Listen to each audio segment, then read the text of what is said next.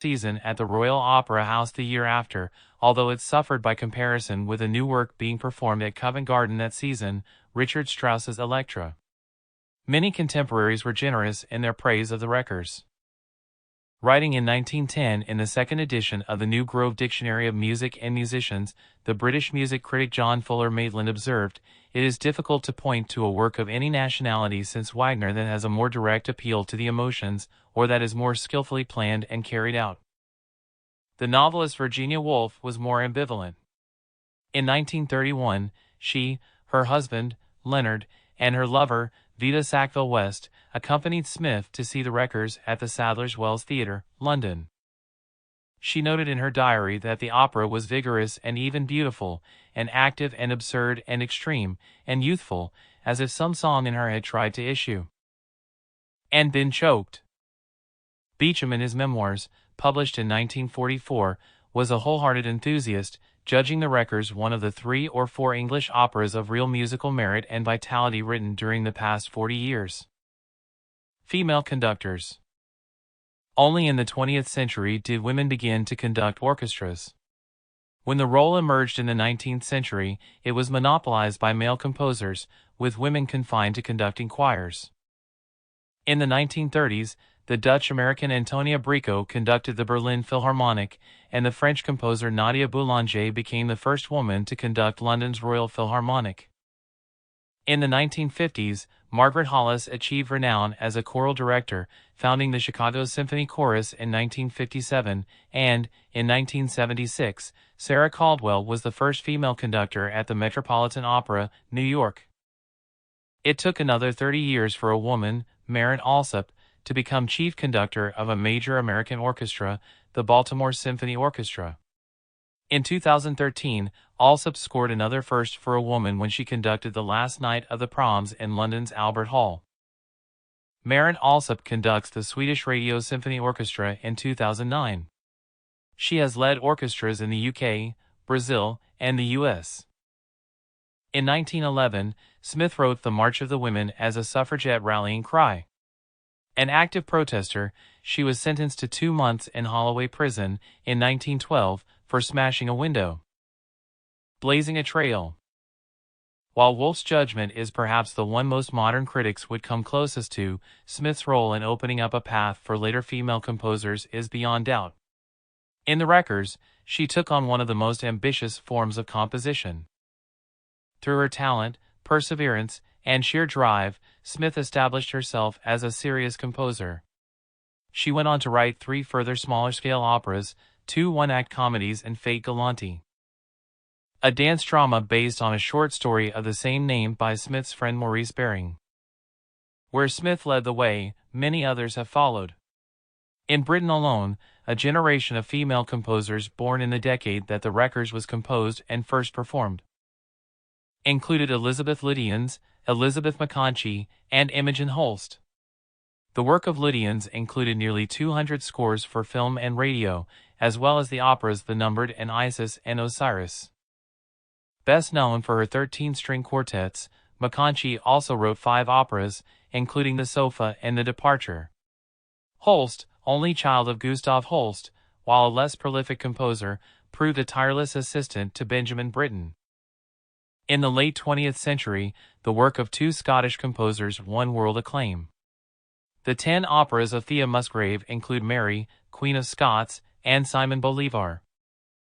While the successes of Judith Weir include A Night at the Chinese Opera, The Vanishing Bridegroom, and Blonde Egbert. Miss Smith is one of the few women composers one can seriously consider to be achieving something valuable in the field of musical composition. Pyotr Ilyich Tchaikovsky. Dressed in red, the title character of Judith Weir's opera Miss Fortune takes center stage at the United Kingdom premiere of the work at the Royal Opera House, Covent Garden, in 2012. Male heirs. It is not only female composers who were influenced by Smith. Surprisingly, Benjamin Britten seems not to have known the Wreckers, at least at first hand. Yet his first opera, Peter Grimes, premiered in 1945, has almost uncanny parallels with Smith's work. Both operas are set in remote coastal areas, where a pair of protagonists find themselves at odds with the rest of the community, which is in the grip of evangelical religion and set on violence against them. Both employ the device of the protagonist singing on stage while a chorus of villagers perform a hymn off stage.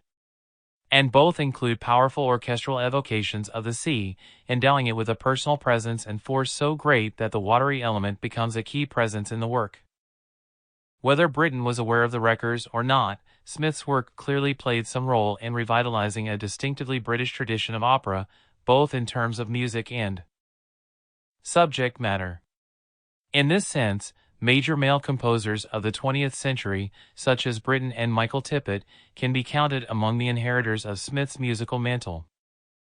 See also, La Traviata, the Ring Cycle Tosca, Peer Gynt, Peter Grimes, L'Amour de Loin Blue Cathedral. In context.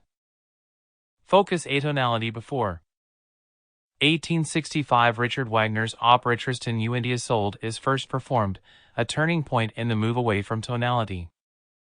1894 French composer Claude Debussy uses ambiguous harmonies and fluid harmonic progressions in his prelude à l'après-midi d'un faun. 1899 Schoenberg stretches the bounds of tonality to its limits in his string sextet Verklartenacht, Op. 4. After 1917, 1922 in his Five Sacred Songs, Op. 15, Austrian composer Anton Webern uses a similar small ensemble to that of Pierrot Lunaire and develops many of the same compositional techniques. 1921, 1923 The Suite for Piano, Op. 25, is the first of Schoenberg's works to use his 12-tone serial method of composition throughout. 1922 French composer Edgar Varèse's A France for soprano and chamber orchestra has its premiere in New York.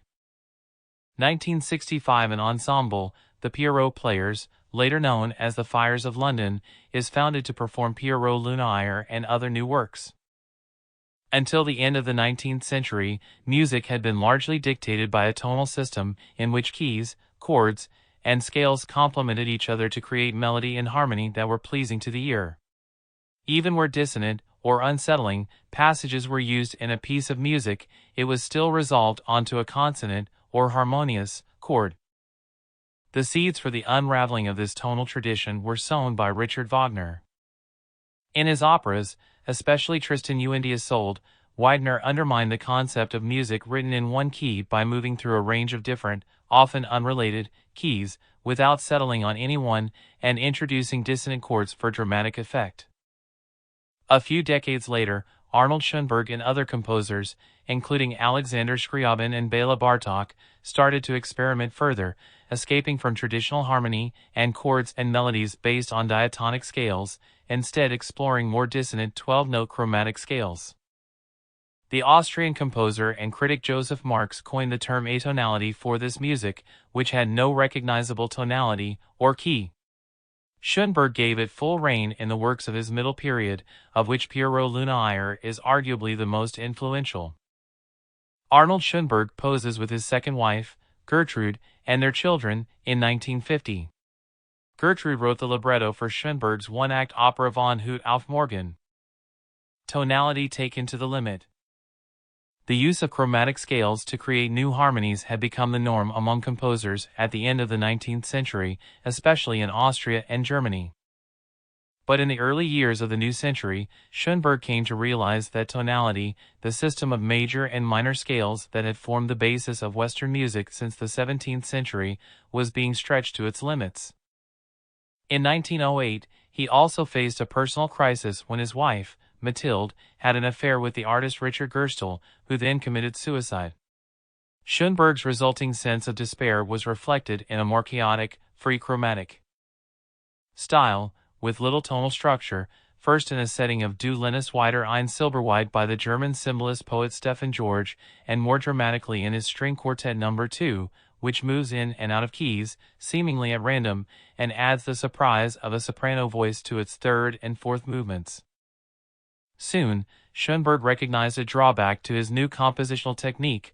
While free chromaticism allowed a more varied harmonic range for emotional expression, it lacked the structural discipline of classical forms, such as the sonata, which are based mainly on relationships between keys.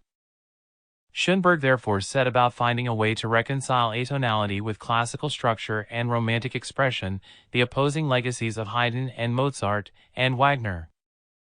He was not alone in trying to find a new way of approaching these legacies.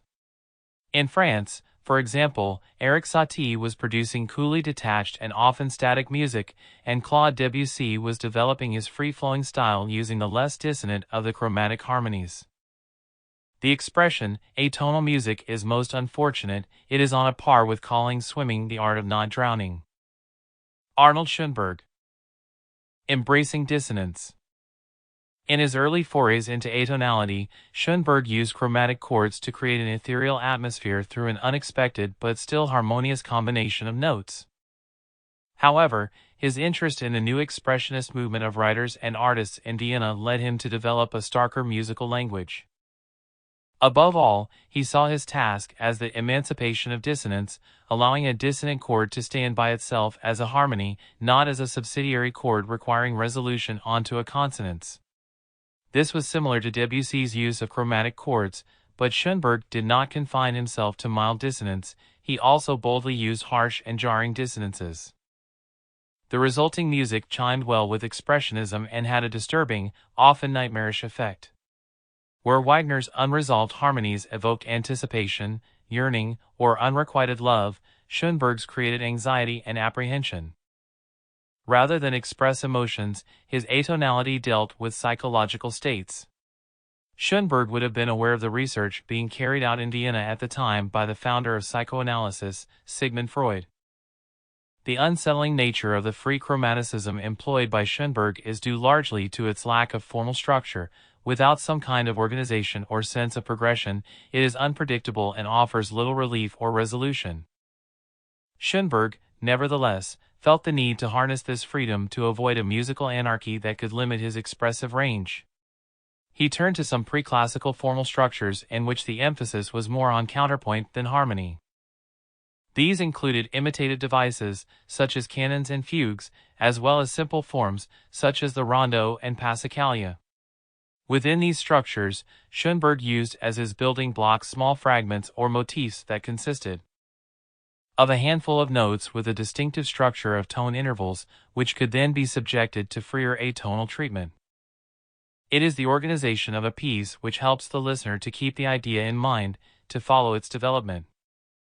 Arnold Schoenberg. Arnold Schoenberg. Born in 1874 in Vienna to a Jewish family, Schoenberg was primarily self-taught in music but took theory lessons with the composer Alexander Zemlinsky, whose sister, Mathilde, Schoenberg married. In 1898, he converted to Christianity, hoping for greater acceptance in Viennese cultural life. His first compositions, in a late Romantic style, were well received. In the 1920s, after his middle-period rejection of traditional tonality, he invented a new method of composition, systematically using all 12 notes of the chromatic scale. With the rise of Nazism, Schoenberg felt increasingly vulnerable in Europe, and in 1933 he moved to the U.S., having reverted to Judaism during a short stay in Paris. He became a U.S. citizen in 1941 and spent the rest of his life in California, where he died in 1951. Other key works: 1899 Verklarnacht, Op. 4, 1909 Erwartung, Op. 17. 1926, 1928 Variations for Orchestra, Op. 31 1930, 1932 Moses und Aaron. With a grotesque giant bow, Pierrot scratches on his viola. Like the stork on one leg, he bleakly plucks a pizzicato. Albert Giroux. Pierrot and Columbine, played by Alexander Zaitsev and Mara Galizzi, looked to the moon in a production of Pierrot Lunaire at the Royal Opera House, London, in 2007. A new music takes shape.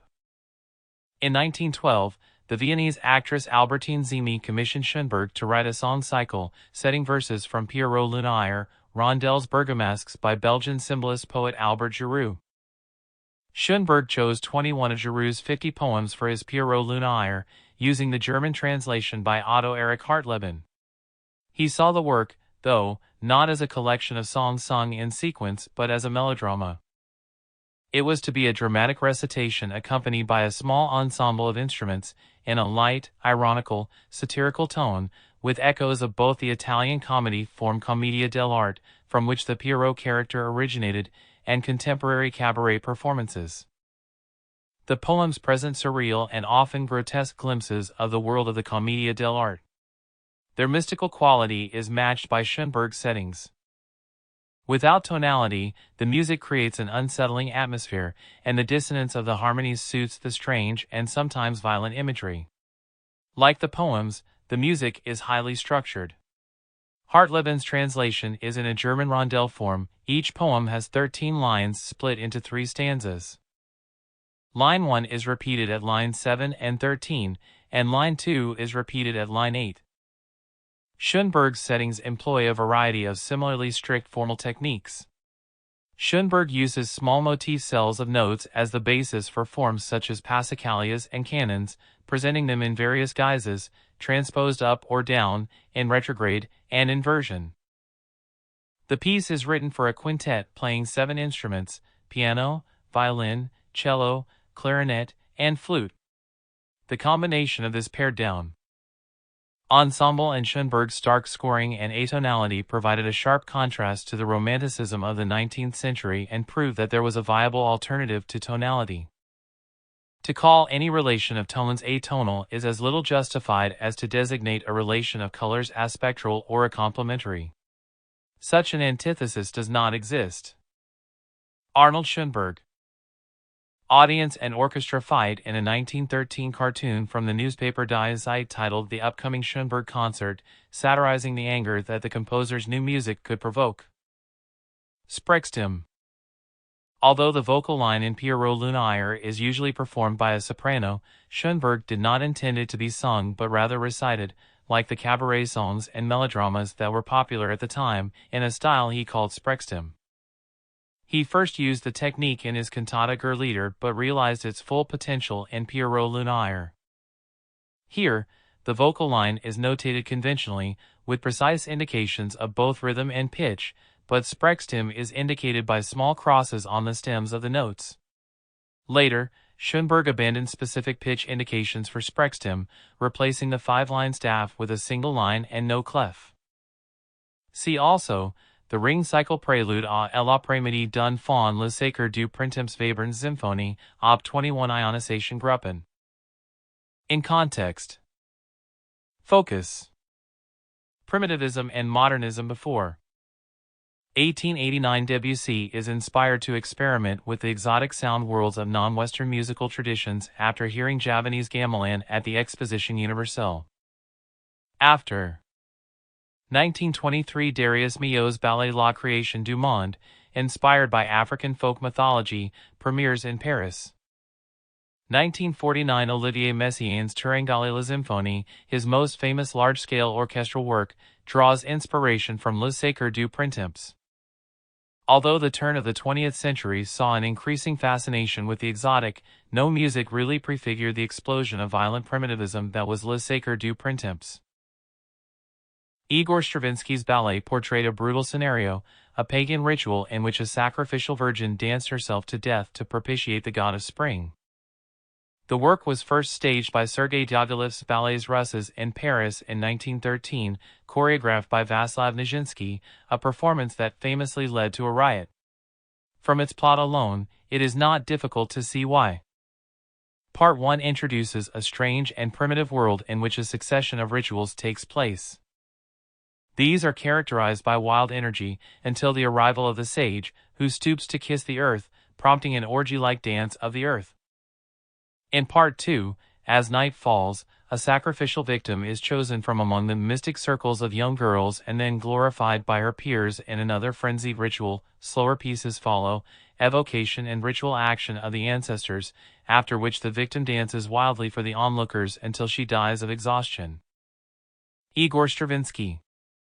Born near St. Petersburg in 1882, Stravinsky's formative influence was Nikolai Rimsky-Korsakov, his teacher from 1902-1908. However, Stravinsky continually assimilated new styles. His first ballet for Diaghilev, L'Oiseau de Feu, catapulted him to fame at its Paris premiere in 1910. His early aesthetic was in line with late Romanticism, as was popular in Russia, but his musical language developed from experimentalism in the 1910s into distinctive neoclassicism after his wartime exile in Switzerland. Stravinsky and his family settled down in France in 1920, but after the deaths of his wife, mother, and daughter. Stravinsky emigrated to the United States, where his later works would incorporate serial technique. In spite of his failing health, his creative spirit remained strong until 2 years before his death, in 1971. Other key works: 1910, 1911 Petrushka, 1922, 1923 Octet, 1930 Symphony of Psalms, 1953, 1957 Audon. Folk origins.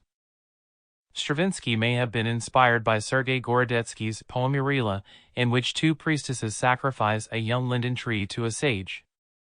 The concept was developed in collaboration with Nikolai Rurik, a leading artist scholar with expertise in Russian folklore. While many of the details of this scenario have some basis in folk history, its main event is fictitious. Human sacrifice was certainly not a feature of Slavic folk religion. The savagery of Lysaker was intended to shock and serve to debunk the romanticized notion of ancient folklore so prevalent in the arts by the end of the 19th century. If the brutality of the subject matter was exaggerated for its shock value, the music was no less so. Stravinsky drew a significant amount of thematic material in the work from existing Lithuanian folk tunes, but these melodies were so reworked as to make the finished product uniquely his. While some of the folk tunes Stravinsky used already contained irregularities of phrase length, rhythm, or meter, he greatly exaggerated these irregularities and introduced many new ones, often fragmenting his melodies into units of unequal length, mixed up and repeated in seemingly unpredictable ways. Dancers of the ballets Russes pose in costume for the first performance of Le Sacre du Printemps at the Théâtre de Champs-Élysées, Paris, in 1913. Irregularity and brutality. The savagery of Stravinsky's work is most strikingly realized in the composer's use of rhythm, where irregularity is also a defining feature. The rhythms are frequently grouped into bars of differing lengths, but even when the meter looks regular on the page, he often calls for notes to be stressed in unpredictable places to negate any sense of order and expectation. One example of this is the opening to the Augurs of Spring, in which a repeated chord is heavily accented in what seem to be arbitrary places but are actually determined by a mathematical pattern imperceptible to the listener. Stravinsky's rhythms often take the form of ostinatos, made the more compelling by the perpetual driving pulse often underlying them, usually at too fast a speed to be called a beat. Glorification of the chosen one, for example, is mostly driven by persistent eighth-note movement, yet in the wildest sections of this sacrificial dance, continuous 16th-note movement is the motor behind the music. Stravinsky also uses dissonance to create a sense of savagery. While the folk melodies woven through the piece are based on recognizable scales, the harmony tends to be dissonant, an effect often achieved by combining two modes. This can be heard in the dialogue between the first two melodies. The opening bassoon melody uses a mode containing only the white notes of the piano, but after around 40 seconds it is juxtaposed against a new melody in a completely unrelated mode. The accompaniment bears little relation to either mode but draws freely upon all the notes. The effect in many ways feels more dissonant than if the piece was completely atonal, because of the clashing of two musical methods. Percussive techniques. All other features are rendered the more barbaric by Stravinsky's orchestration. He calls upon huge forces, large string, wind, and brass sections are joined by a huge battery of percussion instruments. His tendency toward extremes is explicit from the opening bassoon melody, pitched uncomfortably high in its register. Even more striking is the percussive manner in which he writes for the whole orchestra, especially the strings, who are often called upon to play passages of detached notes using repeated, short-down bows, on numerous other occasions. They play pizzicato or col legno, both of which create a more incisive, percussive effect. Apart from this prevalence of staccato, articulated styles of playing, Stravinsky uses many other unusual techniques, such as scraping the metal triangle stick across the surface of the tam-tam, or the French horns playing with their bells up in order to increase the volume and impact, and so on. Conversely, softer passages sometimes call upon mysterious-sounding string harmonics. Had the effect of an explosion that so scattered the elements of musical language that they could never again be put together as before. Donald J. Grout, music historian. Dramatic premiere. The riot that broke out at the premiere in 1913 made the ballet infamous, but this was not just because of the music, in spite of its challenging nature, or even Vaslav Nijinsky's revolutionary choreography, although that certainly shocked, too. At the time, Paris's high society attended the ballet expecting stylized elegance. What they got were knock-kneed and long-braided lolitas jumping up and down, in Stravinsky's own words, culminating in the sacrificial dance's ecstatic, irregular jerks of primitive hysteria, according to the dance critic André Levinson. Other spectators, not members of Paris's elite, had anticipated the work's novelty and had come for it, some, indeed, courtesy of free tickets handed out by Diaghilev. Hisses from the boxes were quickly and loudly condemned by the supportive faction. Before long, the music was all but drowned out by those on both sides.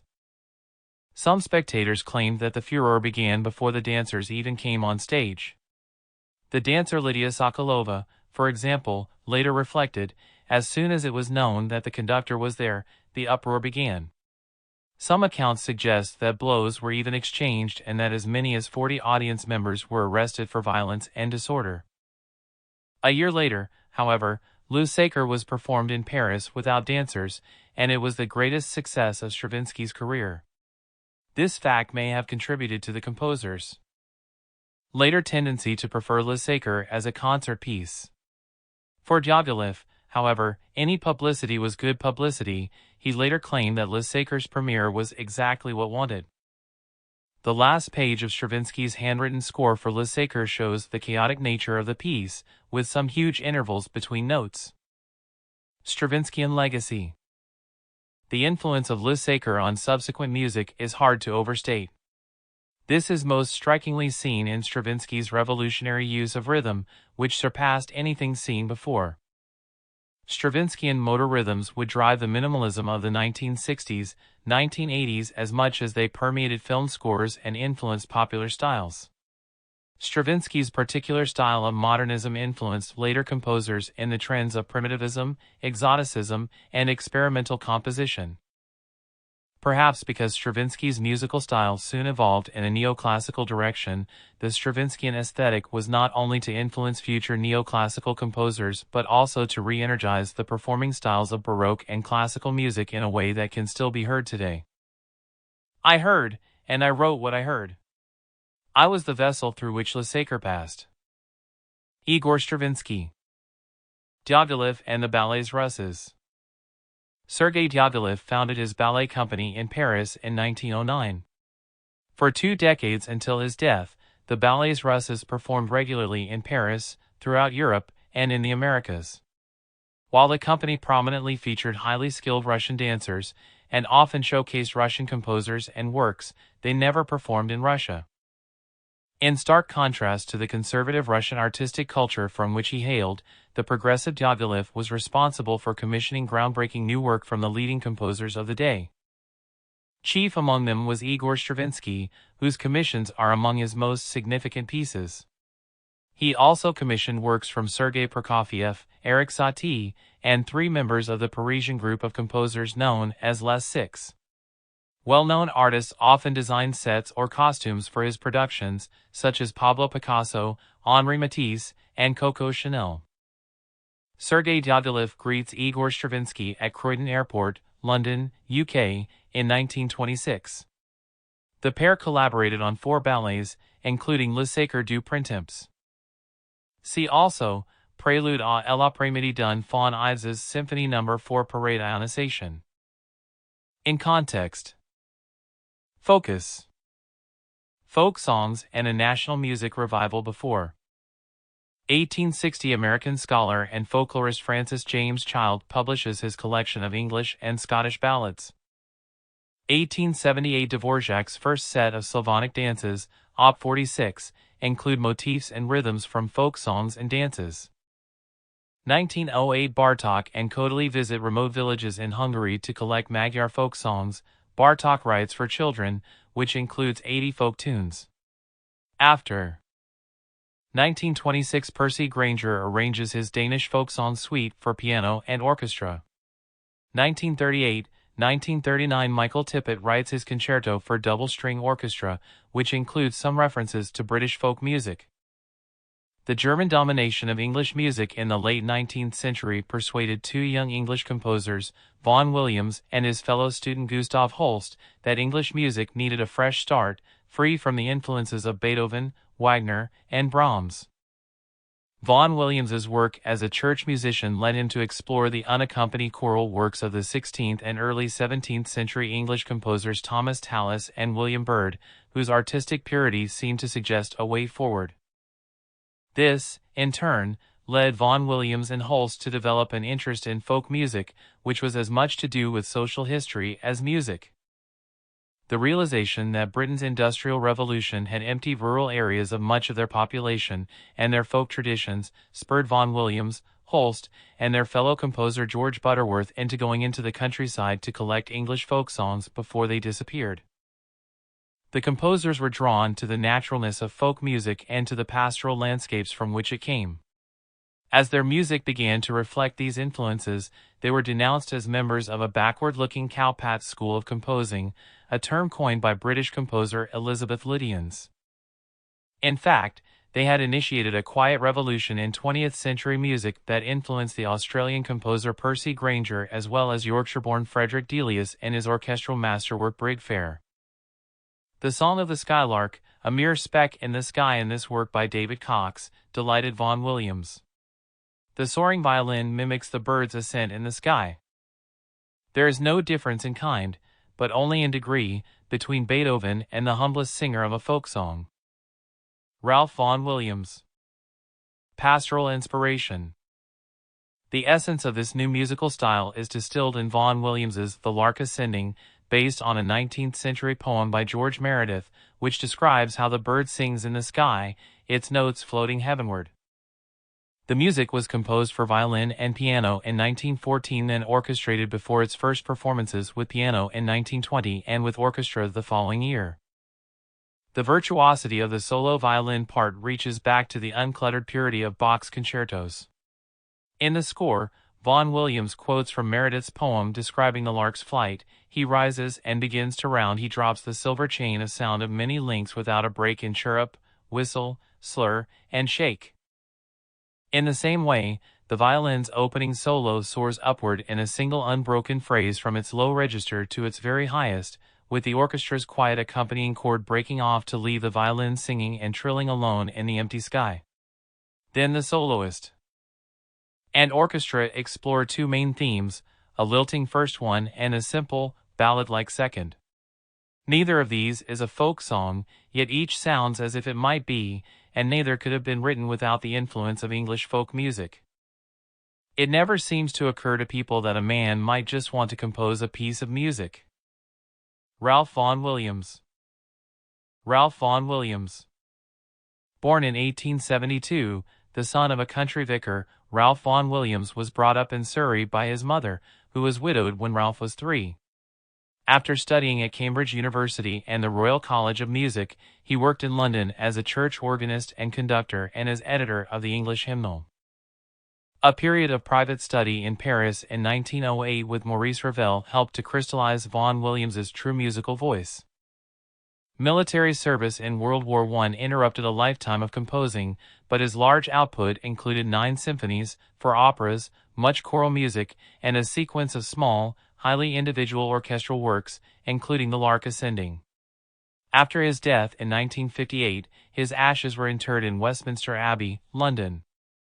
Other key works: 1903, 1909 AC Symphony, 1910 Fantasia on a Theme by Thomas Tallis, 1922 A Pastoral Symphony, 1922, 1951 The Pilgrim's Progress. See also, Dvorak's Symphony No. 9 The Dream of Gerontius Bartók's String Quartet No. 5 Appalachian Spring. In context. Focus collage. Before. 1787 Wolfgang Amadeus Mozart simultaneously employs 4 separate orchestras and different time signatures for Don Giovanni. 1912 Igor Stravinsky pastes a chord of a dominant seventh on E-flat over a chord of F-flat major in Le Sacre du Printemps and causes audience outrage. After 1928 Henry Cowell composes his concerto for piano and orchestra, whose 3 movements are titled Polyharmony, Tone Cluster, and Counter Rhythm. 1967-1969 Luciano Berio composes his Sinfonia, the 3rd movement of which is a collage of musical quotations. Many of the manuscripts of the American composer Charles Ives consist of a patchwork of cutouts pasted over new ideas. Ives often rated his own compositions for inspiration, reusing parts of them or sticking them into others. As a result, many of his compositions sound like collage, different musical fragments layered on top of each other. Many of these were scraps of music that he heard in his youth, hymns of the Pilgrim Fathers, gospel tunes, and brass band music. Ives loved to listen to the amateur music making in his hometown of Danbury, Connecticut, especially the local band and its rivals from nearby towns, which, on national holidays, would assemble within earshot of each other. Ives not only enjoyed the cacophony of different tunes being played simultaneously but later set out to reproduce in his own works exactly what he heard, as in his Holidays Symphony. Why tonality as such should be thrown out for good I can't see. Why it should always be present I can't see. It depends, it seems to me, on what one is trying to do. Charles Ives. Literary influences. Ives lived a mere 150 miles from Concord, Massachusetts, the epicenter of the Transcendentalist literary movement that included Ralph Waldo Emerson, Nathaniel Hawthorne, Louisa M. Alcott, and Henry David Thoreau. Their works promoted the belief that true knowledge could not be attained by studying religion or academia but rather came from reflection and contemplation of the self. Inspired by their ideas, Ives published his Piano Sonata No. 2, Concord, in 1919, comprising movements named for each of the key writers.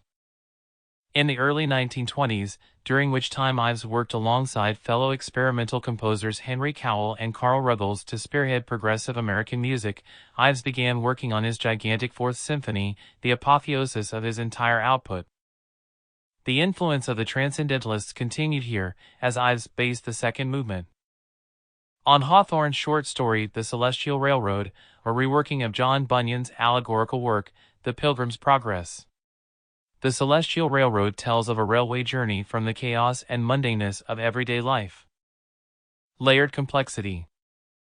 Ives's multi-layered composition style was at its best in his Fourth Symphony, in which simultaneous, cacophonous eruptions of sound placed the listener alongside the pilgrims as fellow travelers inside that train.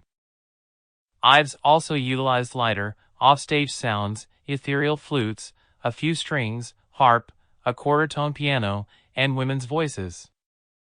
In the second movement, Ives gathered a variety of sources to make his famous layers, hymns, and gospel tunes, brass bands, and popular songs to represent small-town life, as well as atonality, polyrhythms, and grinding dissonances to convey Hawthorne's iron horse locomotive heaving into motion. The first movement, scored for a chamber orchestra, begins boldly, maestoso, played with majesty and triumph, before moving into a quieter passage. The first 2 movements premiered in New York in 1927 and were the only parts of his great symphony that Ives heard performed in concert. The simple third movement and the fourth, a rhythmically challenging piece that required an extra percussion ensemble, did not premiere until 1965, 11 years after the composer's death. Henry Cowell, who worked with Ives, was one of the most innovative of the experimental composers, as evidenced by his Mosaic Quartet. Charles Edward Ives. Born in Danbury, Connecticut, in 1874, Ives was schooled by his father in band music, church hymns, and the music of J. S. Bach. After 4 years of musical studies at Yale, he joined the Mutual Life Insurance Company and remained in the insurance business for the next 31 years. Ives believed that his insurance work was an important life experience that contributed to his compositions. Ives also worked part-time as an organist in New York City and spent every spare moment composing. In 1908, Ives married Harmony Twitchell. Her influence resulted in an outburst of experimental compositions, mostly written before 1915. Many of Ives's pieces, however, did not reach a wider audience until later in his life, after hand tremors and diabetes had forced him to retire from composition. He died of a stroke in 1954. Other key works: 1904, 1913 Holidays Symphony, 1906 The Unanswered Question, 1910, 1914 Three Places in New England, 1911, 1915 Concord Sonata. See also, Street Matthew Passion Prelude à l'après-midi d'un faun le sacre de printemps, A Child of Our Time, Appalachian Spring. In context. Focus. Dadaism in music before 1881 Sierra Leonean Lyon's Chat Noir Cabaret Club opens in Montmartre, in Paris. It becomes a meeting place for avant-garde artists, writers, and musicians. 1907 Pablo Picasso paints Les Demoiselles d'Avignon, in which he develops the ideas behind Cubism, which will influence Satie. After 1924 Satie's ballet Relâche includes a surrealist film sequence by French director René Clair. 1930 Jean Cocteau produces La Voix Humaine, a monologue that Poulenc later turns into an opera. At the end of the 19th century, a new musical nationalism arose in France. Young composers sought to free themselves from European traditions and imbue their art with a sense of French, and particularly Parisian, culture. This led to two strands of new music, the Impressionist work of composers such as Debussy and Ravel, which had parallels in the art of the period, and the music of Dada's composers, which celebrated the absurd and challenged the definition of what music might be. An early example of Dadaism in music was the work of Erik Satie. His Trois Gymnopédies, the first of which was published in 1888, with their focus on repetition of rhythm and harmony and use of unresolved dissonances, are both hypnotic and static. Partly inspired by medieval French music, they reject musical development in favor of the juxtaposition of ideas. Debussy was so impressed by the pieces that he orchestrated two of them. Inspired by his work as a cabaret pianist, Satie incorporated jazz influences into some of his music, including the ragtime movement from Parade, later transcribed for solo piano. Surrealism in music. Satie was influential among young French composers and well known to other artists. When Jean Cocteau heard his Trois Morceaux en Fermi pour, a piano suite for piano duet, in 1903, he commissioned Satie to compose the music to a ballet that eventually combined the talents of Sergei Diaghilev's Ballet Russes, choreographer Leonide Massine, and Pablo Picasso. The work, Parade, was described in Guillaume Apollinaire's program notes as a kind of surrealism 3 years before the eponymous art movement. Evoking the streets of Paris, the music was scored for noise-making instruments, such as a typewriter and a foghorn. Influential figure. It was after this, in 1917, that Satie formed Les Nouveaux Jeunes, a collective of 6 young French composers. Under the influence of Cocteau, the group became Les Six, whose different styles were united in their opposition to German Romanticism. Satie also influenced much later composers such as John Cage. In 1963, Cage published Satie's Vexations, a piano piece that may have been a joke. The minimalist music consists of a bass theme and accompanying chords above it, which was never published in Satie's lifetime. Satie's score bore the inscription, "In order to play the theme 840 times in succession, it would be advisable to prepare oneself beforehand, and in the deepest silence, by serious stillness." Played by a relay team of 6, the first performance took more than 18 hours, although it has since been performed by a single pianist. Some critics saw the piece as pure experimentation, others as a reaction against Wagner. In the 20th century, it became a key work for conceptual artists. Erik Satie. Born in Honfleur, France, in 1866, Satie was a natural rebel. He spent 2 periods at the Paris Conservatoire, first as a pianist and then as a composer, but left to join the military in 1886. Soon discharged, he moved to Montmartre in Paris, where he became a regular patron of Le Chat Noir Club.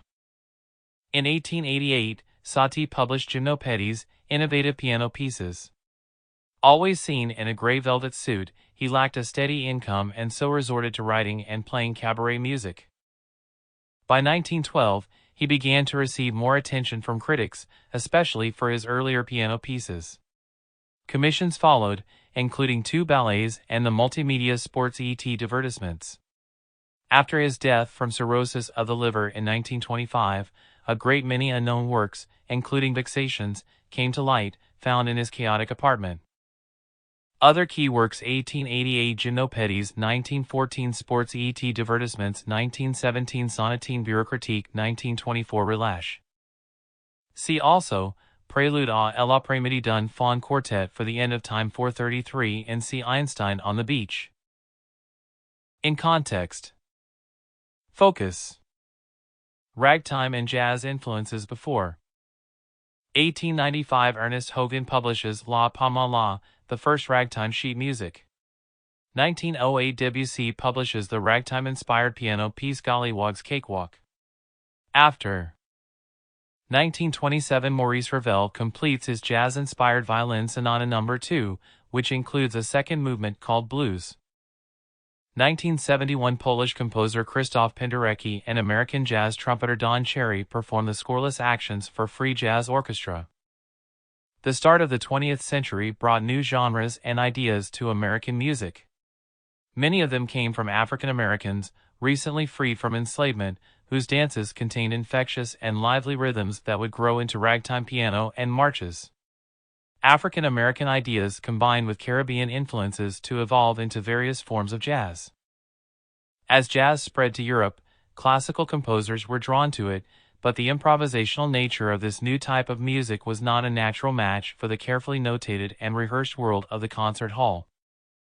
In the United States, George Gershwin managed to bridge the gap and incorporate jazz on an orchestral scale with Rhapsody in Blue.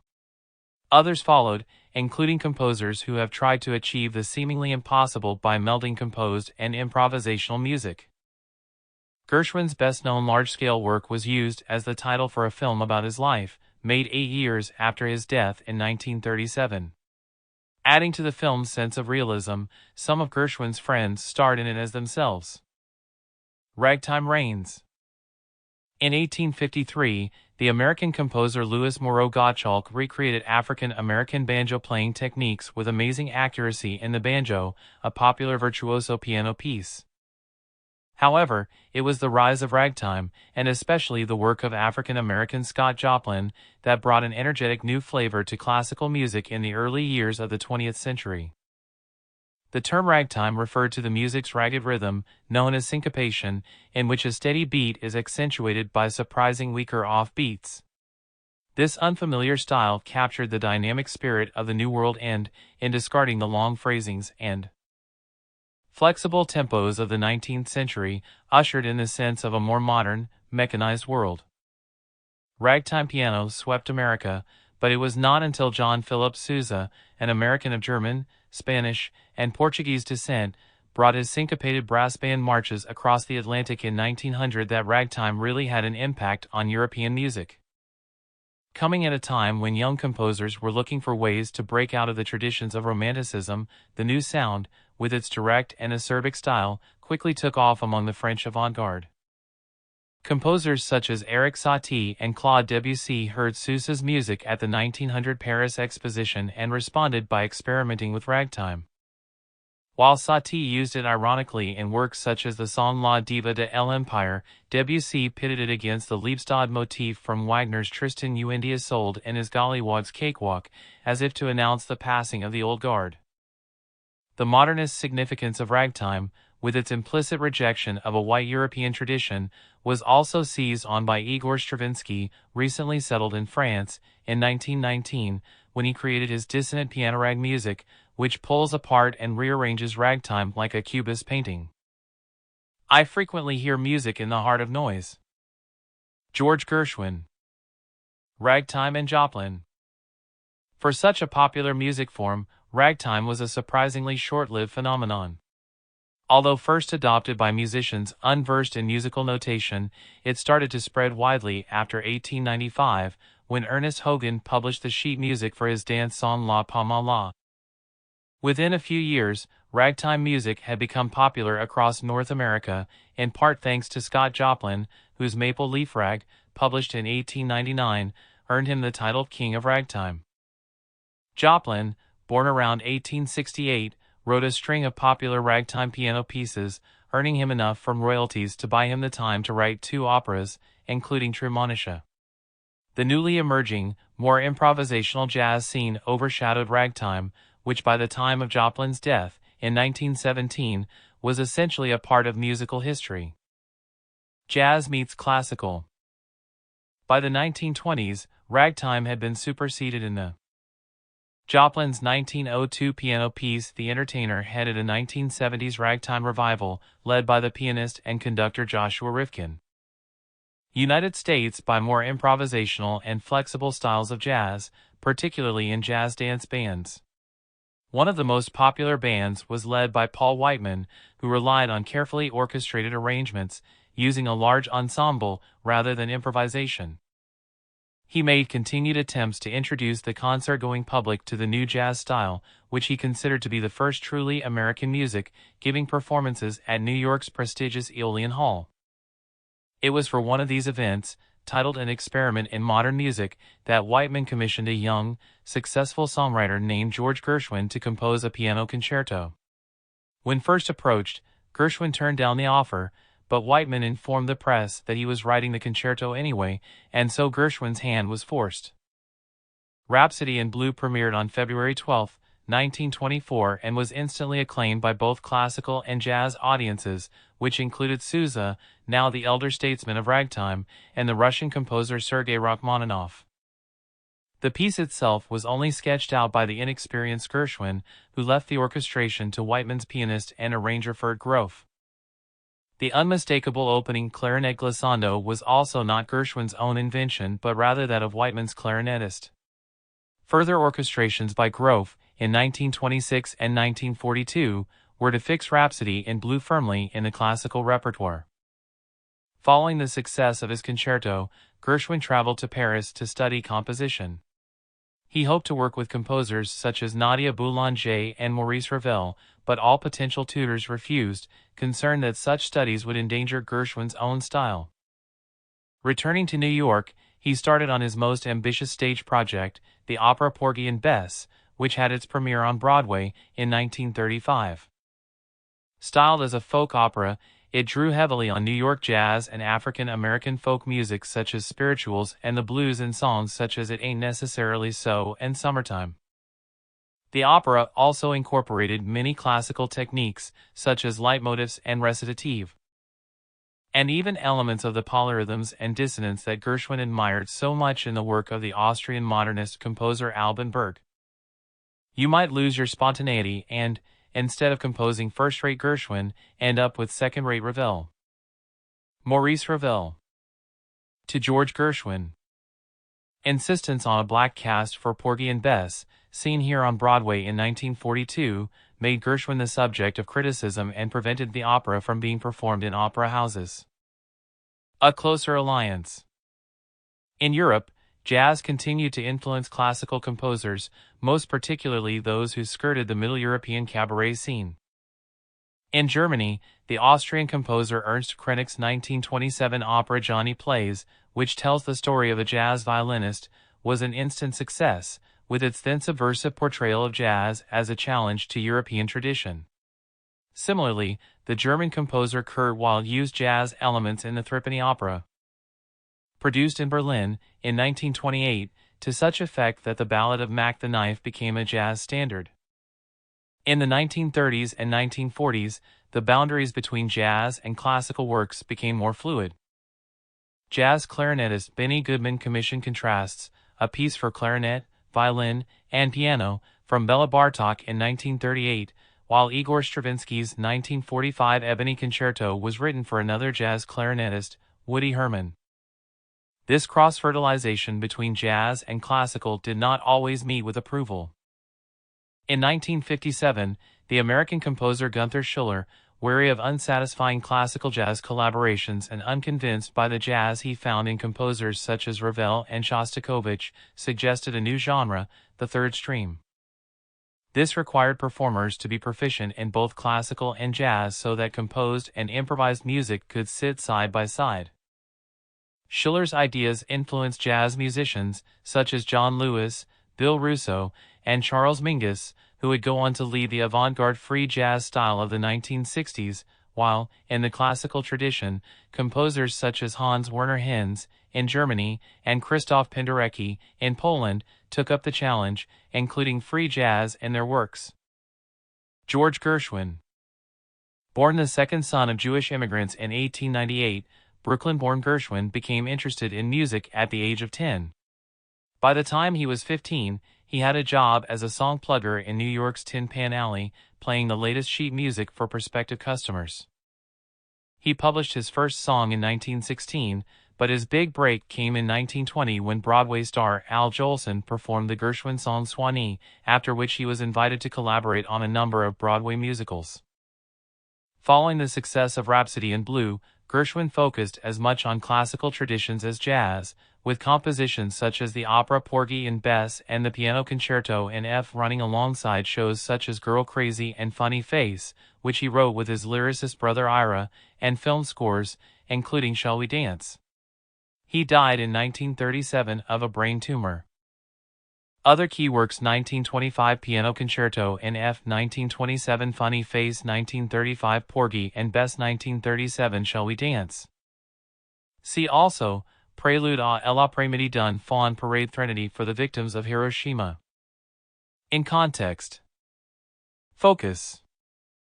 French music after Debussy. Before 1888, Erik Satie composes his Gymnopédies, 3 pieces for piano that feature dissonant harmonies and repetitive simplicity. 1920, Darius Milhaud's surrealist ballet Le Boeuf sur le Toit premieres in Paris, inspired by jazz and Brazilian tango. After 1932, Georges Auric composes the score for Jean Cocteau's avant-garde film Le Sang d'un Poète. 1944, Trois Petites Liturgies de la Présence Divine is composed by Olivier Messiaen during the Nazi occupation of France. Francis Poulenc's ballet Les Bitches premiered with the Ballets Russes in Monte Carlo in 1924. Choreographed by Bronislava Nijinska, it consisted of 8 dances for 16 female and 3 male dancers.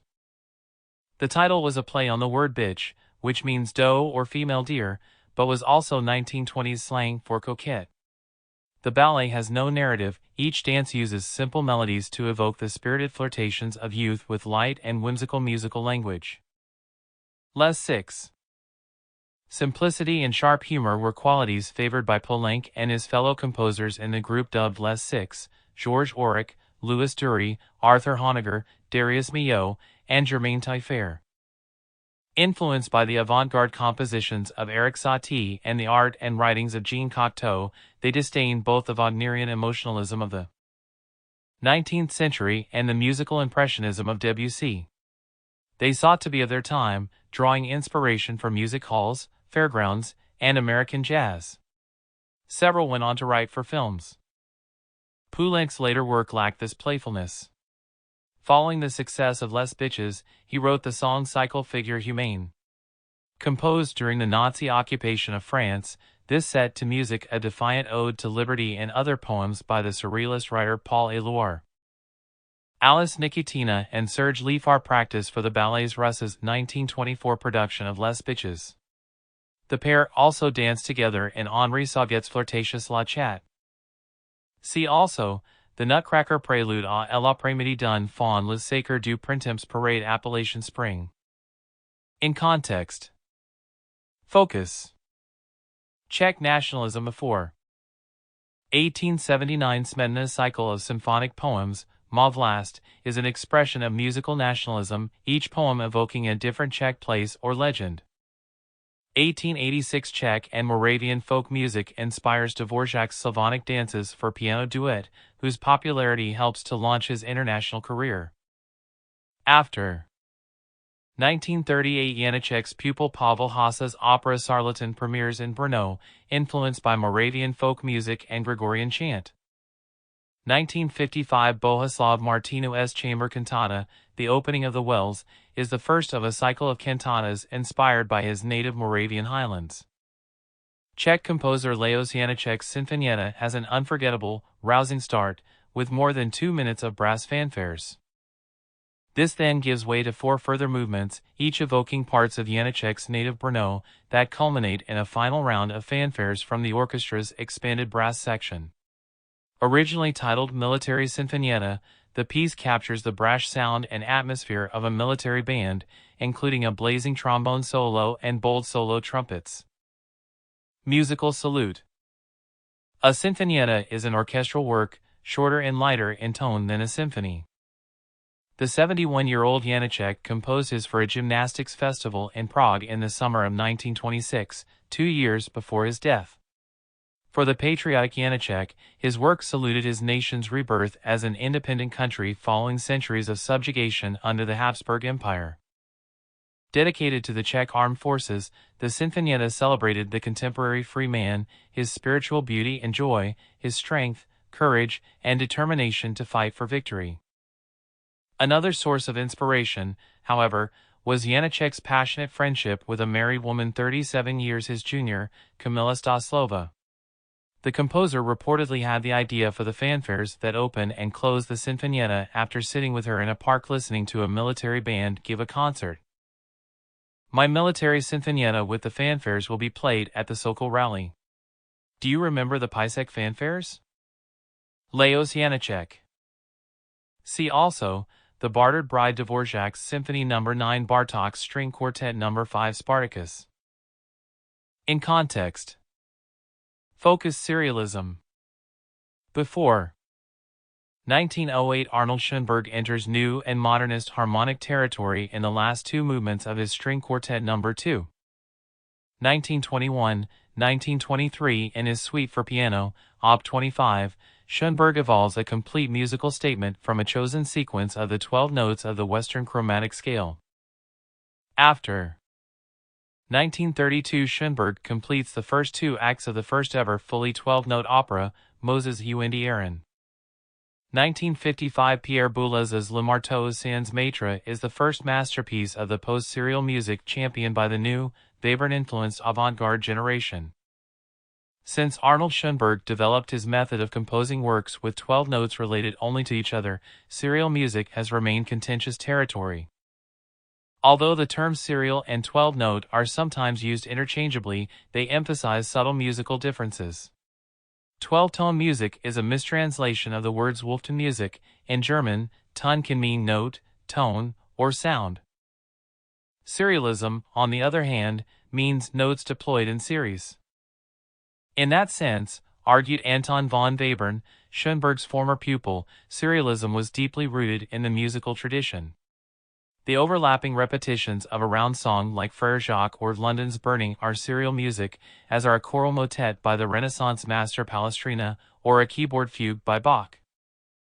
Anton Webern poses with his fellow student in Vienna, Alban Berg. Webern, Berg, and Schoenberg were the principal composers of the Second Viennese School. Webern's method. 12-note music first developed from the atonal chromatic idiom explored by Webern and his contemporaries. Freedom from traditional tonality had brought exciting new possibilities, and also the risk of musical anarchy, with conventional melody or harmony now abandoned. Webern's instinct was to rationalize the situation. His 12-note method is about creating a musical work out of a row consisting of all 12 notes of the Western chromatic scale, deployed in a chosen and fixed order, which can also be inverted, or reversed, or both at once. This material determines the music's linear aspect, or melody. And the row's component notes can also be superimposed to create chords, or harmony. These notes can be played for any length and in any rhythm, as long as they are played in the right order. The short symphony. Schoenberg's 12-note idiom often resembles a modernist take on the classical musical language of Beethoven or Haydn. Schoenberg's other celebrated pupil, Alban Berg, liked to deploy serialism as one element in an otherwise more freely composed work, as in his nostalgic, Mahler-influenced violin concerto. Webern was a more austere composer, drawn to the spiritual purity of Renaissance choral music. The two ultra-concentrated movements of Webern's Symphony, Op. 21, written for a small orchestra without double bass, together last less than 10 minutes, and a marriage of 12-note chromaticism and the serial spareness of Renaissance pieces, such as Palestrina's. It covers just 16 pages of music. Beethoven's First Symphony, by contrast, is more than 60 pages long.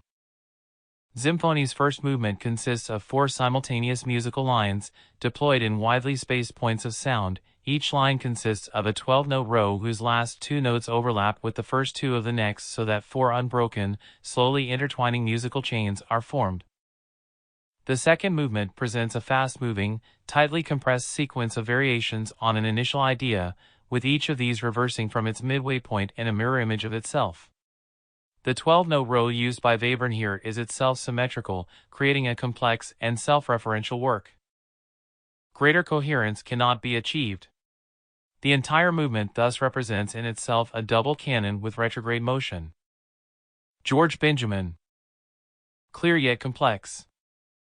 Compared to the teeming hyperactivity of Schoenberg's style, the spare, delicate sonorities of Webern's symphony use a similar technical method to achieve a different effect, the distilled essence of musical sound itself. British composer George Benjamin praised the symphony for its kaleidoscope-like intricacy. Gone is the monodirectional thrust of classical and romantic music, and its place a world of rotations and reflections, opening myriad paths for the listener to trace through textures of luminous clarity yet beguiling ambiguity. Anton von Webern. Born in 1883, Webern was raised in Klagenfurt, in the southern Austrian region of Carinthia. He studied at Vienna University, graduating with a doctoral thesis on the Dutch Renaissance composer Heinrich Isaac. Webern studied composition under Schoenberg from 1904-1908, becoming a lifelong friend of the composer. After 1908, Webern's work began to combine extreme chromatic harmony with unprecedented concentration of structure. Some of his musical statements were only a few seconds long. He adopted the 12-tone method in 1924 and used it until the end of his life. In 1945, Webern moved to Mittersill, Austria, for his family's safety but was accidentally and fatally shot by a member of the occupying American army. Other key works: 1908 Passacaglia for orchestra, 1913 5 orchestral pieces, 1927 string trio, Op. 20, 1938, 1939 Cantata No. 1. See also, Canticum Canticorum, The Art of Fugue Pierrot Lunaire Gruppen. In context. Focus. Piano concertos for the left hand before. 1840 Charles Valentin Alcan composes his Fantasy for the left hand, the first concert piece for one hand. 1878 Brahms publishes his Bach D minor Chaconne for the left hand alone. 1902 Hungarian composer Gazdadzici, the world's first professional one-handed pianist, writes the first piano concerto for the left hand. After 1931 Prokofiev completes his piano concerto for the left hand. 1940 Benjamin Britten writes diversions for piano left hand and orchestra. 2012 Nicholas McCarthy is the first one-handed pianist to graduate from the Royal College of Music.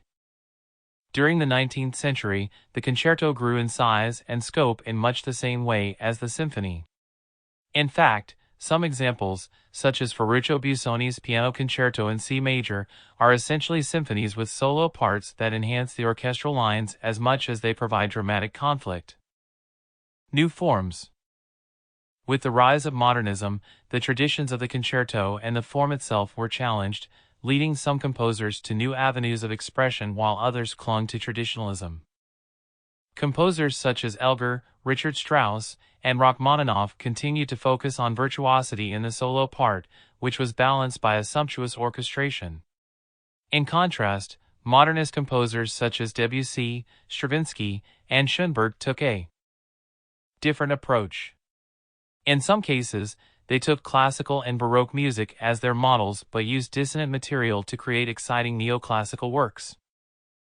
Prokofiev, Bartók, and Ravel continued to write concertos that resembled the Romantic form in terms of length, orchestration, and ethos, with soloists providing dramatic conflict with the orchestra in a structure that showed off their virtuosic abilities.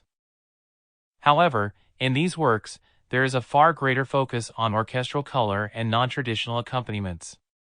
Wind and percussion instruments often had equal roles to the strings, and a movement might even omit strings entirely, as in Bartók's Second Piano Concerto. Great music must come from the heart. Any music created by technique and brains alone is not worth the paper it is written on. Maurice Ravel. Restriction and Freedom. One composition that broke all conventions was Ravel's Piano Concerto for the left hand, a one-movement work with a slow-fast-slow structure lasting less than 20 minutes. Usually concertos were structurally fast-slow-fast. The piece was commissioned by the Austrian pianist Paul Wittgenstein, who was shot in the elbow and lost his right arm during World War I. Wittgenstein's requirement of a solo part for left hand alone was not as restricting as it might seem. Ravel realized that with the use of his left-hand thumb for melodic material, it was possible to create a fuller, more focused, and less romantic sound. With clever use of the pedal, the restrictions of using only one hand were rarely apparent. The art of conjuring musical character through orchestration required a thorough understanding of each instrument's qualities and playing techniques and knowledge of how to blend instruments in different ranges and at different volumes. In this, Ravel was one of the great masters. Louis Schwiesvold performs Ravel's Piano Concerto for left hand, accompanied by the New York Youth Symphony led by Joshua Gerson, in a 2013 performance in Carnegie Hall. Left-handed sounds. The concerto features a large orchestra that uses low pitches and darker sounds to give the work an ominous quality, perhaps in memory of the war, the reason for the commission. Ravel's concerto also includes rhythms and harmonies influenced by jazz and blues music. The piano part is rich, spanning the entire keyboard with athletic leaps, and so complex that some pianists, such as Alfred Cortot, angered Ravel by playing with two hands. Maurice Ravel. Born to a Basque mother and a Swiss father in the Basque region of France in 1875, Maurice Ravel entered the Paris Conservatoire at the age of 14 to study piano. He later focused on composition, studying with Gabriel Fauré and becoming acquainted with Claude Debussy. Gaining acclaim for early works, such as the Pavane pour un Infante de Font and Scheherazade, Ravel's subsequent failure to win the coveted Prix de Rome in 1905 caused a national scandal.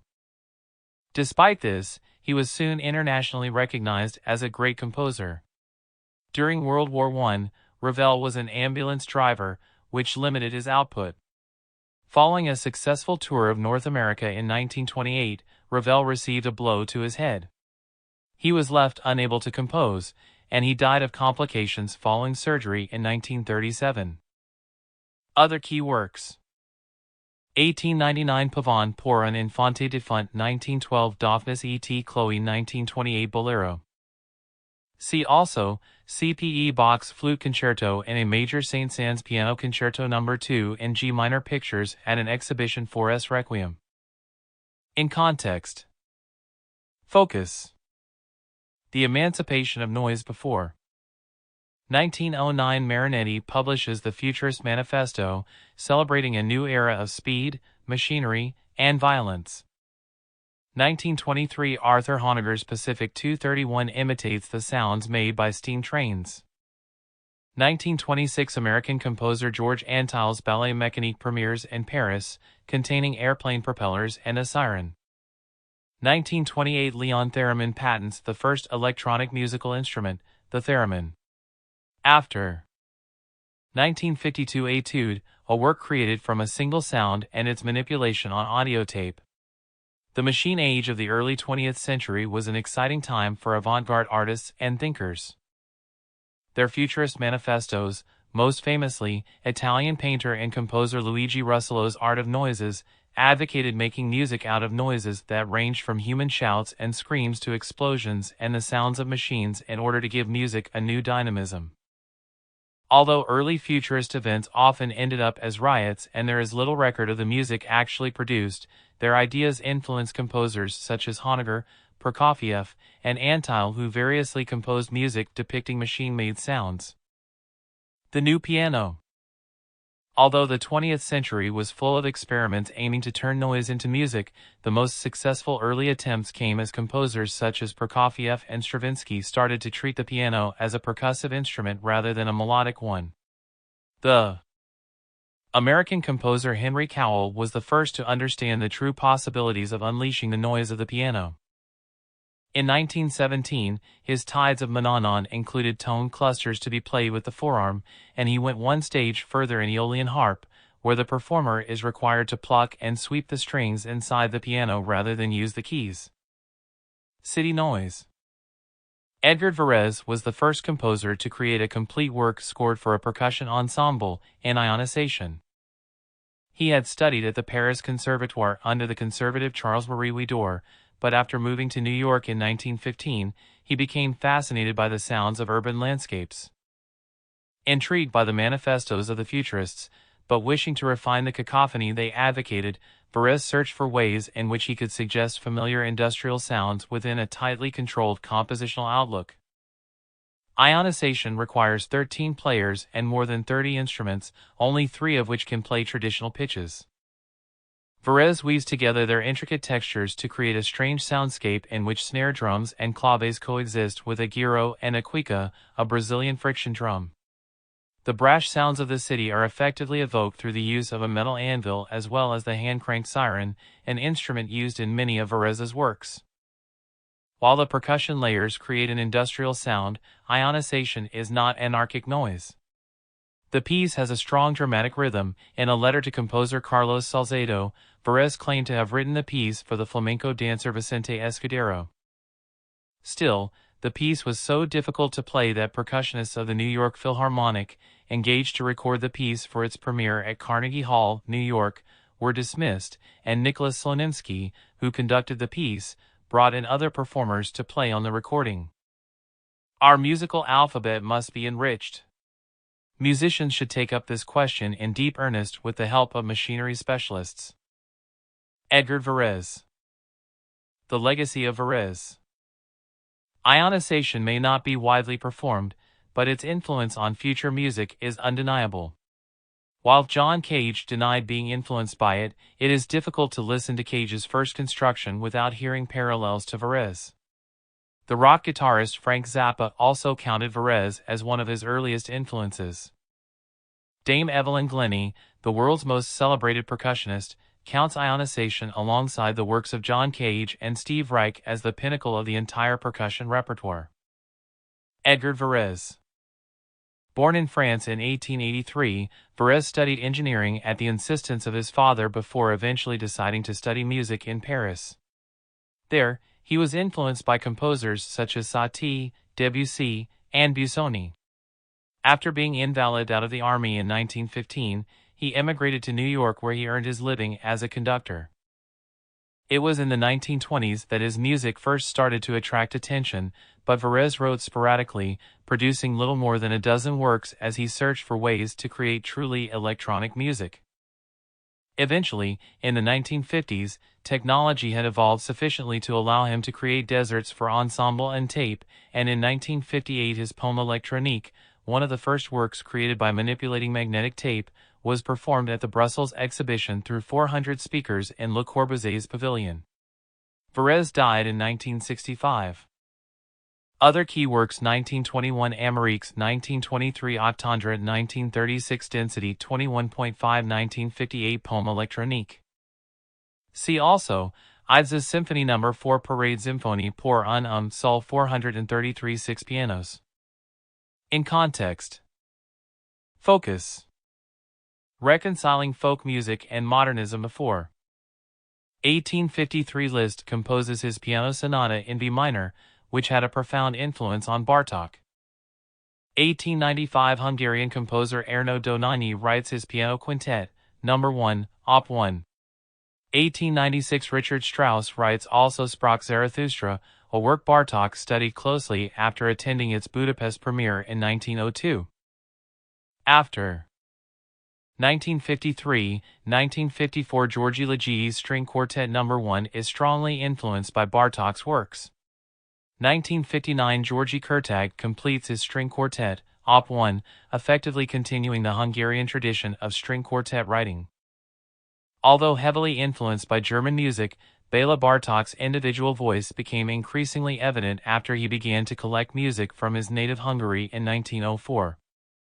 There is a clear evolution of style between the first quartet, which included elements of folk music but was influenced by Richard Strauss and Debussy, and his fifth quartet, which premiered in 1935. Musical journey. In 1912, lack of interest in his works from his publishers led Bartók to devote his time to studying folklore and collecting thousands of Eastern European folk songs. In 1913, he also visited North Africa, again finding themes to incorporate in his music. When his health rendered him unfit for military service in World War I, he again began to compose. The success of his fairy tale ballet The Wooden Prince led to renewed interest in his opera Bluebeard's Castle. From the 1920s, Bartók began to experiment with incorporating percussive textures into his music, vividly exemplified in the pizzicato fourth movement of his fourth quartet. In the fifth quartet, Bartók combined this technical experimentation with the folk music that he had long been absorbing. The piece begins in a simple 4/4 time signature but soon includes intricate rhythmic mosaics and snatches of folk melodies, accompanied by plucked sounds and dissonant drones. At the climax of the movement, a wild Hungarian dance is conjured out of a melody first heard near the start.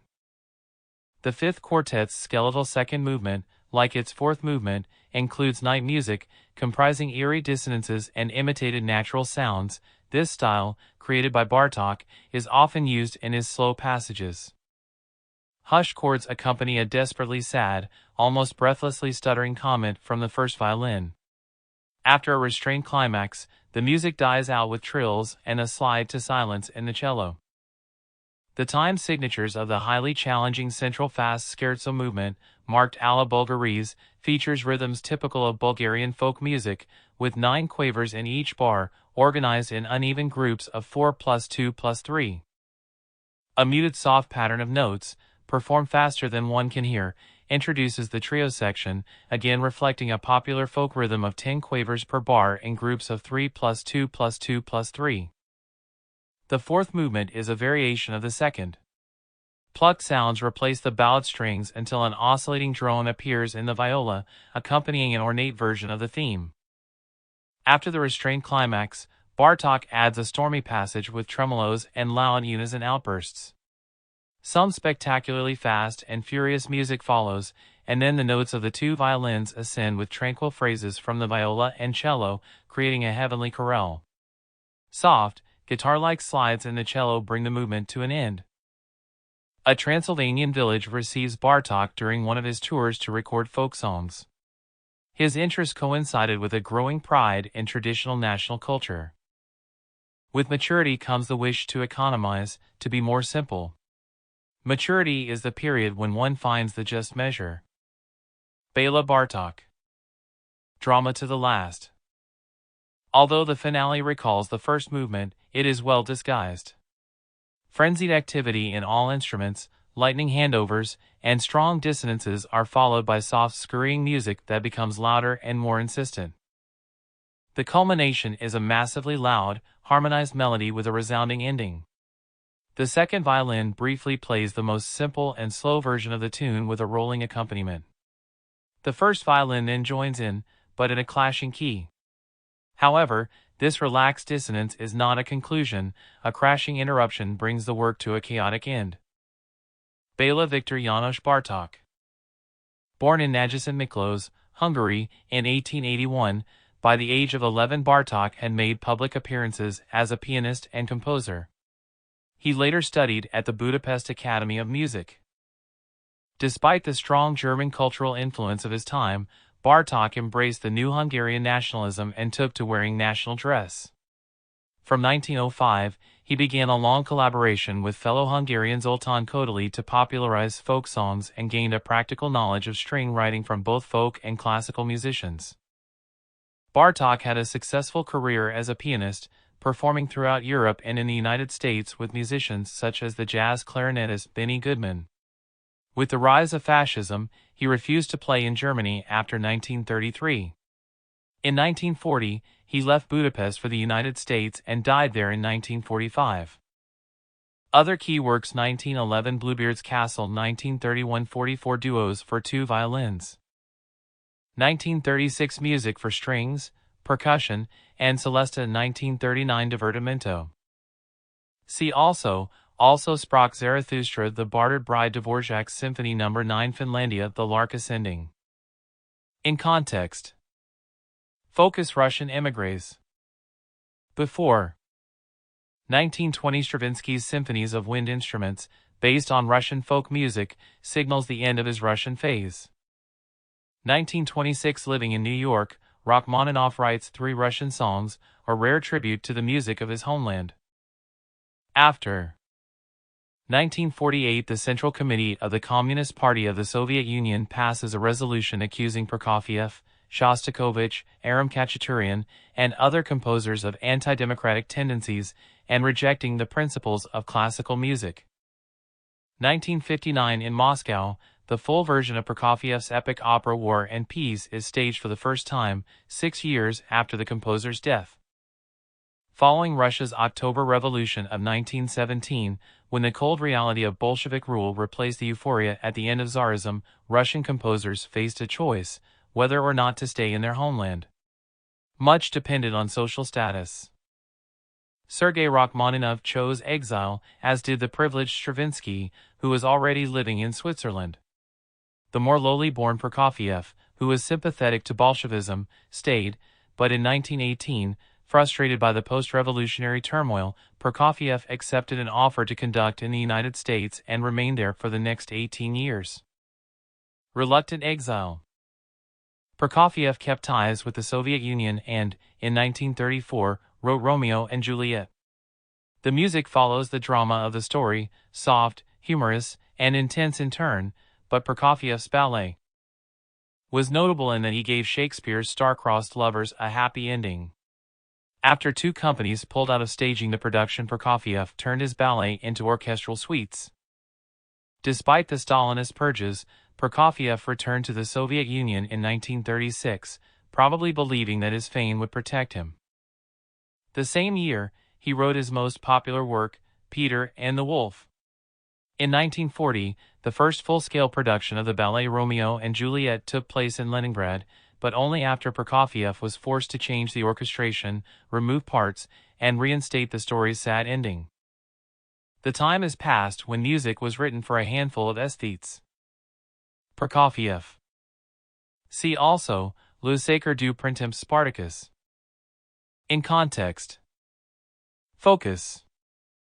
Gamelan influences. Before 1882, French composer Louis-Albert Bourgault-Ducoudray writes Rhapsody Cambodgienne, which includes gamelan instruments.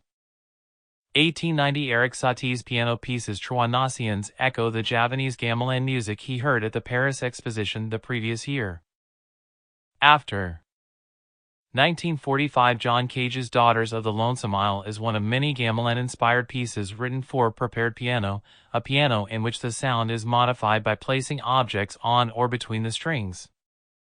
1951, American composer Lou Harrison writes Suite for violin, piano, and small orchestra, which includes movements that reproduce the sounds of a gamelan. Gamelan is an orchestra that plays the traditional music of the Indonesian islands of Java and Bali. It is noted for its wide use of percussion, such as drums, gongs, and chimes. The music was first exposed to a wide Western audience at the 1889 Paris Exposition, where a gamelan from Java inspired composers such as Claude Debussy and Maurice Ravel. Elusive sounds. The freedom and constant variation of gamelan music made it difficult to capture. Therefore, in 1928, the German Odeon and Bika record companies sent agents to Bali to make gamelan recordings. A year later, Colin McPhee, a Canadian-born composer and follower of absolute music, heard one of the recordings. He was so mesmerized, he set off for Bali and spent much of the 1930s there studying the island's music. McPhee's three-movement symphonic work Tabudabuin was first performed in 1936. In Balinese, Tabudabuin refers to the rhythms and sounds of the percussive gamelan instruments, which McPhee sought to recreate using a Western orchestra. In 1941, McPhee and the young Benjamin Britten made a recording of some gamelan transcriptions for two pianos. Britten would continue to draw inspiration from Balinese music, along with other composers, including Olivier Messiaen, John Cage, and Philip Glass. Gamelan musicians perform in Bali. The pitch of gamelan music varies between instruments, with most orchestras using a 5-tone scale rather than the 7 tones of Western music. See also, Parade Quartet for the End of Time 433 November Steps. In context. Focus. Music in the Soviet era before 1923. The Russian Association of Proletarian Musicians is founded, decrying modernism in music and claiming that all music should be understood by workers. 1929. A concert performance of Shostakovich's opera The Nose is attacked by the RAPM. 1935. Ivan Dzerzhinsky writes the opera Tikhly Don, which, with its patriotic theme and simple melodies, becomes the model of socialist realist music. After 1937. Sergei Prokofiev withdraws his cantata for the 20th anniversary of the October Revolution after criticism from the authorities. 1939. Prokofiev composes Stravitsa as part of the celebrations of Stalin's 60th birthday. 1948. Soviet Central Committee Secretary Andrei Zhdanov begins a campaign against formalist music in which the form of the work is more important than anything it has to say. 1974. Alfred Schnittke's Symphony No. 1, embodying his polystylism form of composition, is premiered in Gorky after being turned away from Moscow. Composers in the Soviet Union worked under severe restrictions during the 1930s. They, like all artists, were expected to serve the people in terms defined by the communist state or face punishment.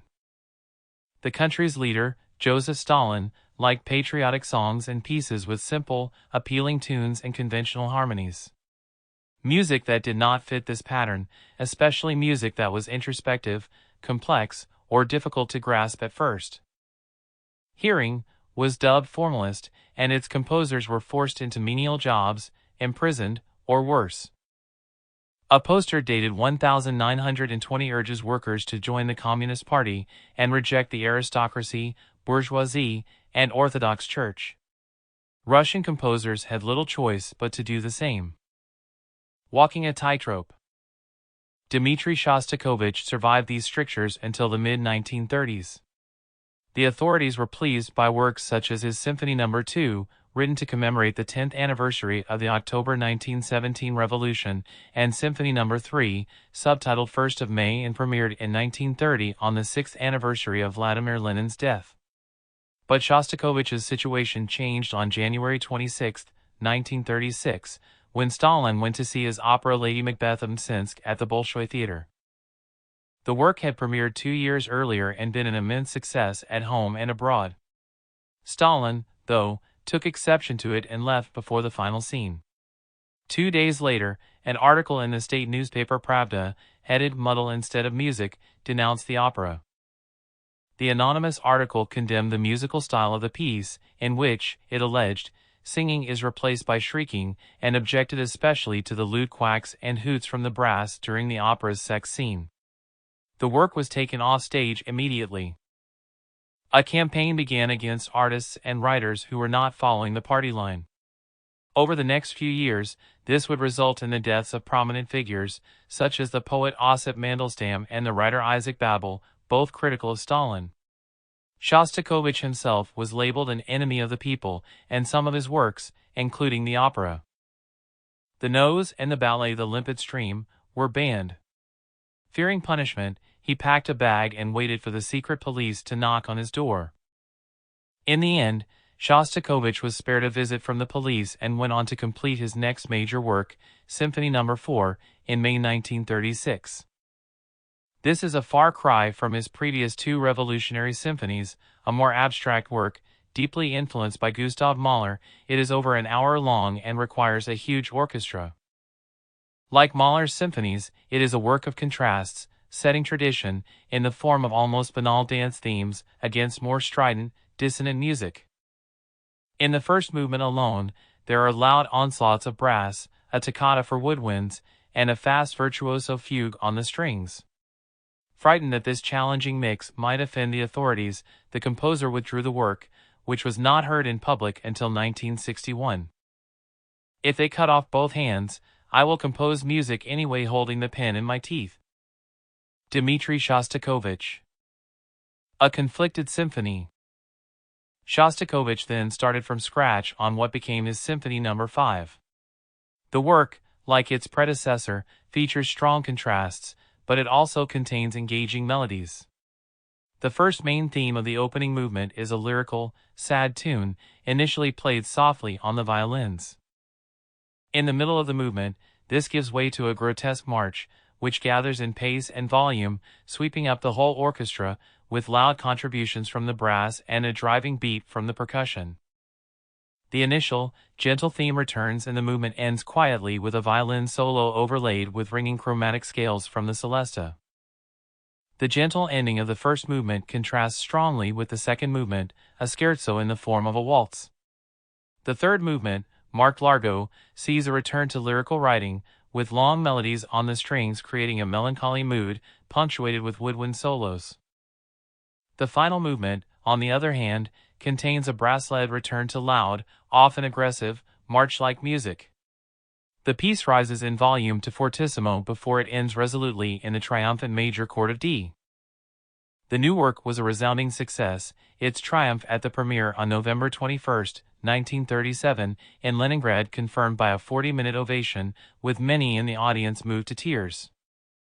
Through the symphony's series of stark contrasts between gentle, melancholic music and louder, faster passages, often in march time, Shostakovich had also managed the delicate balancing act of preserving his own lyrical voice while towing the party line.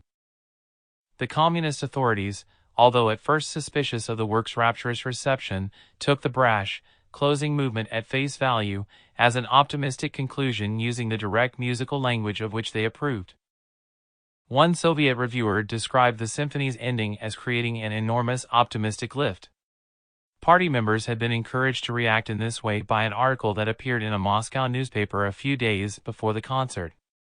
The article was signed by Shostakovich, but it was probably written by a journalist working for the Communist Party. In the piece, the symphony is described as a Soviet artist's creative response to justify criticism. By putting his name to these words, the composer was saying that he had bowed to the will of the party. For men like Stalin, whose rule depended on submission and fear, the fact that Shostakovich had accepted criticism in this way was a victory. Dmitri Shostakovich. For the precociously talented Shostakovich, born in St. Petersburg in 1906, piano lessons began at the age of 3, and attendance at the Petrograd Conservatory came a decade later. His 3 early symphonies, written before he was 33, were well received, and he returned to the form after his first 2 operas were denounced by the authorities in the 1930s. He also produced a series of emotionally intense string quartets, concertos, and much theater and film music. In 1960, Shostakovich joined the Communist Party, and around the same time he contracted polio and had several heart attacks. This did not stop him composing demanding work, such as Symphony No. 14. When he died in 1975, Shostakovich was widely regarded as Russia's greatest contemporary composer. 1933 Concerto in C minor for piano, trumpet, and strings. 1943 Symphony No. 8. 1953 Symphony No. 10. 1960 String Quartet No. 8. Alfred Schnittke and Polystylism. Schnittke's music was treated with suspicion in the Soviet Union, which he left in 1990 to settle in the German city of Hamburg. In the 1960s, the Russian composer Alfred Schnittke developed a new way of writing music. He mixed various musical styles in the same piece, such as his Violin Sonata No. 2 and Symphony No. 1, and called it polystylism. Shostakovich had achieved something similar, but in the works of Schnittke the contrasts between musical styles are often more violent and surprising. His Concerto Grosso No. 1, for example, combines Baroque form, an atonal lament, a tango, and pieces of the composer's own film scores to dramatic and even shocking effect. Schnicke continued to compose polystylistic music into the 1980s, including the String Quartet No. 3. He also wrote pieces that are less obviously polystylistic, such as Symphony No. 8, though even this work contains elements taken from Liszt, Wagner, and Russian Orthodox chant. When Germany laid siege to Leningrad in 1941, Shostakovich decided to stay, working as a fireman and finishing his Symphony No. 7, which he dedicated to the city. Hidden clues. Although Shostakovich seemed to have caved into the authorities, for some listeners the symphony carried hints of a more subversive message. It was as though the lyrical music represented freedom and self-expression, while the aggressive outbursts and awkward dances parroted their ruthless obliteration by the triumphant communist state. It is likely that Shostakovich also left a particular clue to the deeper meaning of the work hidden in the score. The quiet passage in the final movement of the symphony contains a musical quotation from a song the composer wrote to words by the Russian poet Alexander Pushkin. The song, called Rebirth, describes someone who overpaints a picture by a great artist. As time passes, the Vandal's paint flakes away, and the original image is revealed again as a masterpiece. The symphony's original audience had no way of knowing of the presence of this quotation, because at the time of the premiere the song had not been performed. But many believe that Shostakovich meant to send a message to the future, when the symphony's real meaning would become clear, and audiences would see the work's martial references and triumphal conclusion as ironic gestures. Shostakovich's Symphony No. 5, on the face of it, is a positive endorsement of the Soviet regime, but subtleties in the music suggest a very different interpretation. Not since the time of Berlioz has a symphonic composer created such a stir. Nicholas Slonimsky. The Musical Quarterly. Hidden clues. Shostakovich's acceptance by the authorities lasted only a while. Any lapses into music that seemed to be discordant or introspective were leapt on by Communist Party critics. The composer's Symphony No. 8, written in 1943, was attacked by Soviet officials as not a musical work at all, repulsive and ultra-individualist, and Shostakovich, denounced again, was forced to resign from the Soviet Composers' Union, although he continued to write symphonies. After Stalin's death in 1953, the party line softened, but restrictions on artistic creativity continued until the fall of communism in the 1980s. Until then, Soviet composers were unable to express themselves with complete freedom, especially in high-profile works, such as operas and symphonies. As a result, many produced ambiguous works or poured their most personal music into private forms, such as string quartets, which were less likely to attract the authorities' attention. See also, Pictures at an Exhibition Romeo and Juliet Spartacus Trinity for the Victims of Hiroshima. In context. Focus. Classical music in Central and South America before 1869. Bracilio Idibir composes a Sertania, a rhapsody for piano, and one of the first Brazilian classical works. 1890. Alberto Nepomuceno writes his String Quartet No. 3 Brasileiro, which includes Brazilian folk melodies. After 1932-1933. Argentinian composer Astor Piazzolla writes his first tango.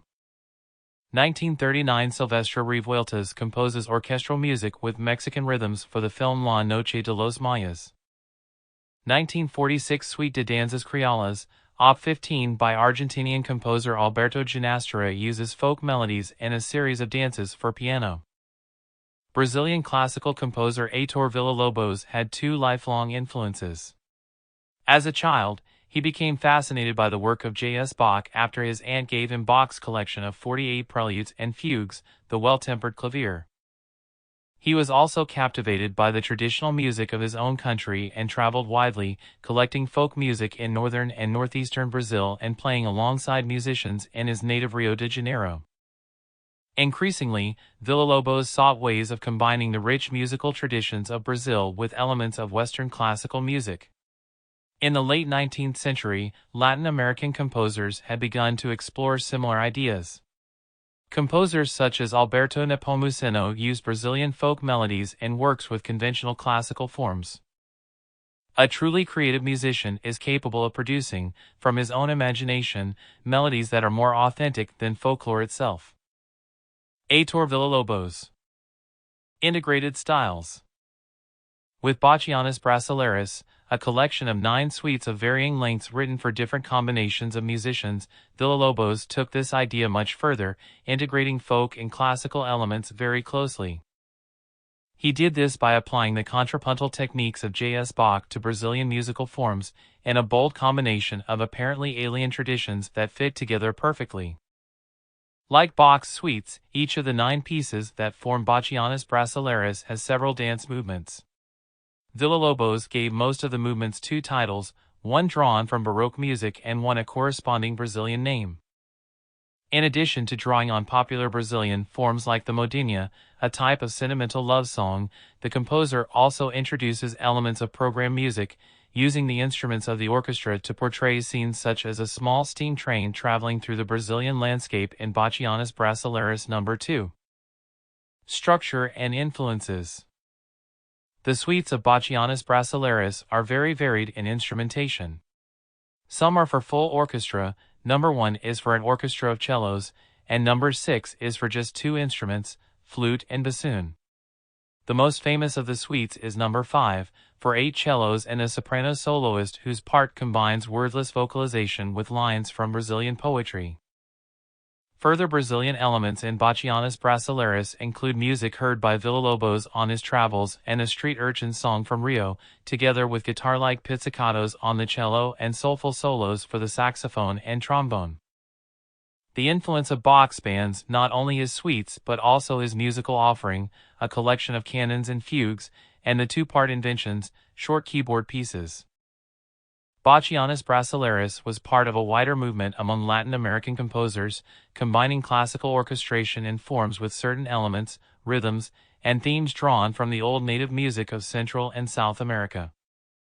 This movement spawned a range of approaches, from the music of composers such as the Mexican Silvestre Revueltas, with its rhythmic drive and vivid orchestration, to the works of Argentinian composer Astor Piazzolla, where classical elements are applied and adapted to the tango. Villa-Lobos led the way in showing how a blend of South American and classical elements could work and popularized its results all over the world. American soprano Lucy Shelton performs Bachianas Brasileiras No. 5, which is scored for soprano and cellos, at the Symphony Space in New York City in 2010. Heitor Villa-Lobos. Heitor Villa-Lobos was born in Rio de Janeiro, Brazil, in 1887. Resisting family pressure to become a doctor and preferring the company of musicians, he left home to travel through Brazil, supporting himself by playing the cello and guitar. Between 1923 and 1930, he spent most of his time in Paris, where he absorbed European music and composed prolifically, completing his series Choros, a collection of instrumental and choral pieces in 1929. After returning to Brazil the following year, he produced patriotic pieces for use in music education, as well as the Bachianas Brasileiras. After 1945, he traveled widely again, building a vast body of work, more than 1,500 pieces, including 12 symphonies and 17 string quartets. Long after his death in 1959, at the age of 72, he has remained Brazil's best-known composer. Other key works: 1919, 1920 Carnaval das Crianças, 1920-1929 Choros. 1953 Harp Concerto in a minor, 1959 Yerma. See also, St. Matthew Passion, the Art of Fugue, Bartók's String Quartet No. 5. In context. Focus. Spiritual music in the 20th century before. 1938 Devout Catholic Francis Poulenc's 4 penitential motets marks the composer's return to sacred music. After. 1962 Benjamin Britten's War Requiem combines the anti-war poems of Wilfred Owen with the traditional form of the Requiem Mass. 1971 British composer Sir John Tavener writes Celtic Requiem, an early example of his many religious works embodying a sense of timelessness. 1981 Polish composer Henryk Górecki writes Totus Tuus to celebrate Pope John Paul II's third official visit to his native Poland. Early in his career, Olivier Messiaen espoused a musical style that embraced sensuality in music, forming a group called La Jeune France with several other young composers, in opposition to the neoclassicism of Stravinsky and others who looked back to 18th-century works for inspiration.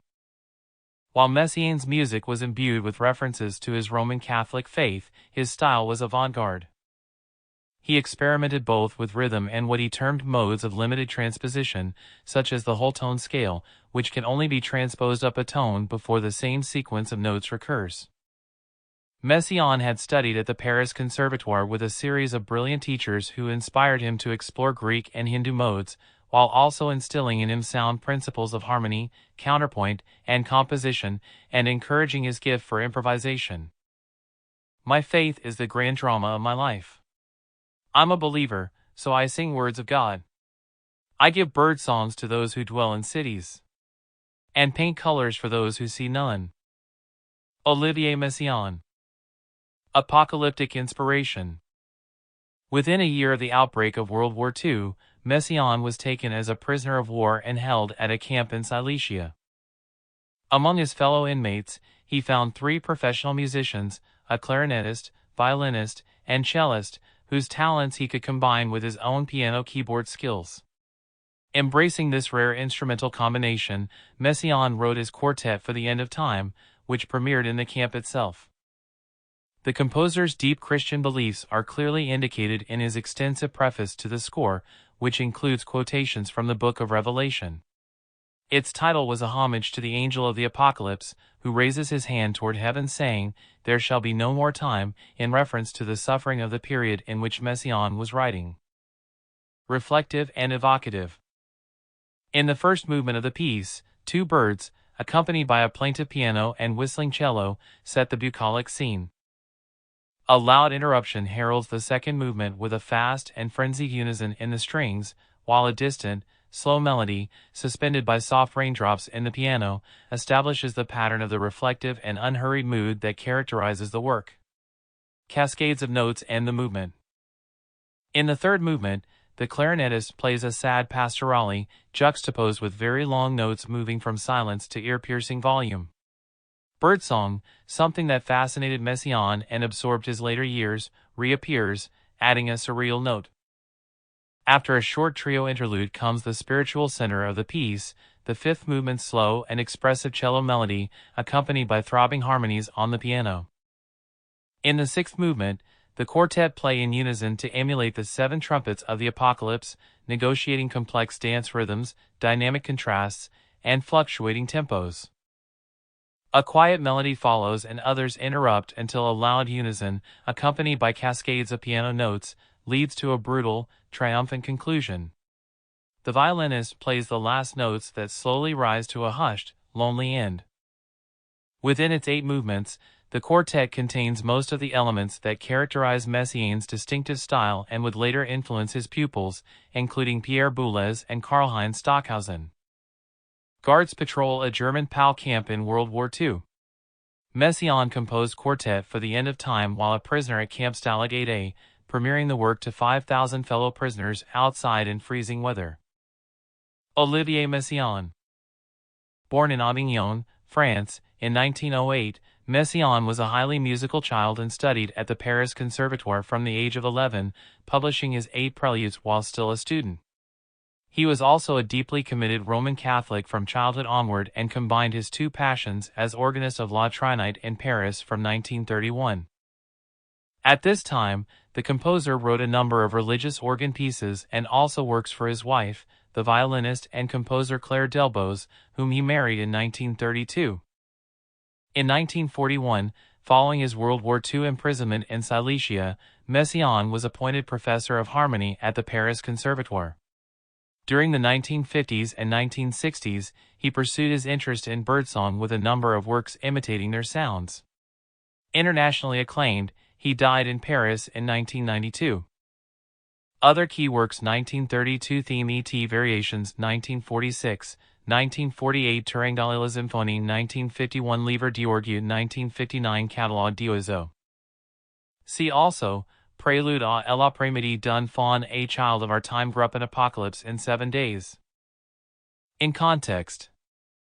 Focus. English choral tradition in the late 20th century before 1928 Constant Lambert's The Rio Grande premieres in a BBC radio broadcast. 1931 William Walton's cantata Belshazzar's Feast launches at Leeds Festival. 1950 Herbert Howell's hymnus Paradisi is sung at Gloucester Cathedral as part of the UK's Three Choirs Festival. After 1962 The premiere of Britain's War Requiem marks the consecration of Coventry Cathedral in the UK. 1984 Tippett's oratorio The Mask of Time premieres in Boston, Massachusetts. 2008 James Macmillan's St. John Passion receives its first performance at London's Barbican Centre. In the 18th century, frequent performances of Handel's oratorios in Britain established a nationwide tradition of amateur choirs and choral societies. These fueled the production of choral works by British and foreign composers, who often premiered their works at choral festivals. For many British composers, the production of choral music for the church or the concert hall had continued to be a central activity. During the 20th century, composers began to use the choral tradition to write oratorios or cantatas for soloists, choir, and large orchestra to comment on social and political events. Michael Tippett's secular oratorio, A Child of Our Time, was inspired by the three-part format of Handel's Messiah, as well as the structure of J.S. Bach's Passions. However, instead of using chorales, as Bach had, Tippett's work contains American spiritual songs, which Tippett decided to include after hearing the style in a radio broadcast. He believed that these spirituals, with their origins as slave songs, had a universal appeal that traditional hymns did not. For example, 19th-century songs such as Go Down, Moses were appropriated for the oppressed Jews of the early 20th century. A Child of Our Time is performed by the English National Opera in January 2005. Timothy Robinson, seated, sings the tenor solo from the second part, My Dreams Are All Shattered.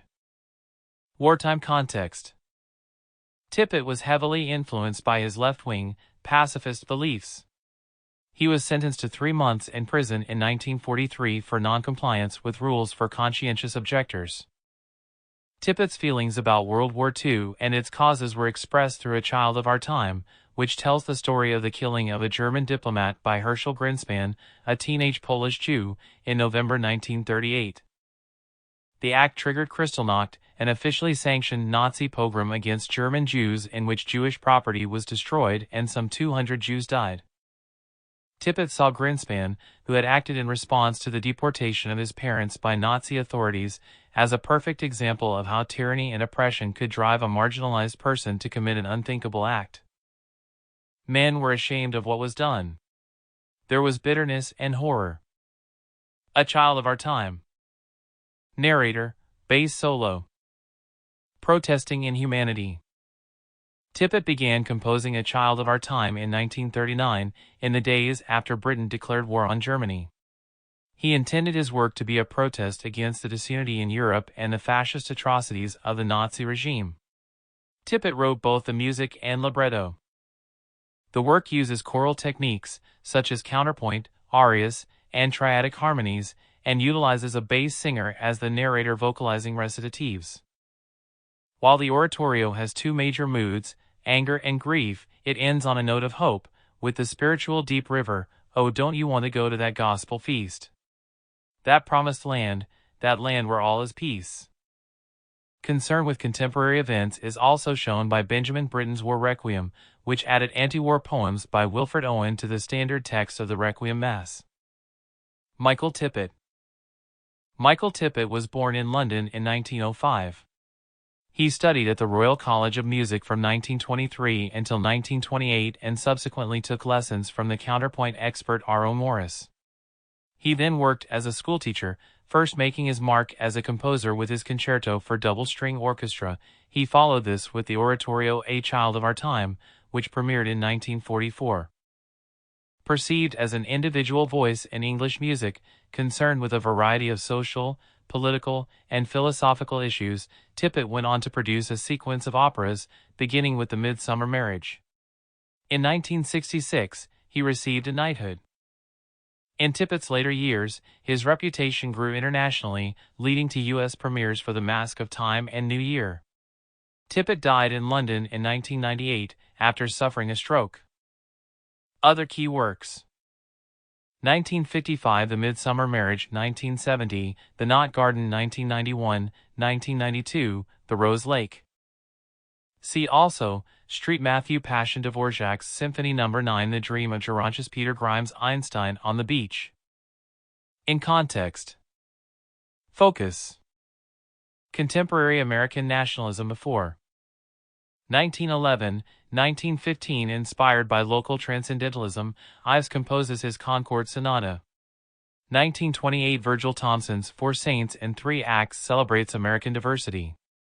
1939 Roy Harris conveys the immensity of the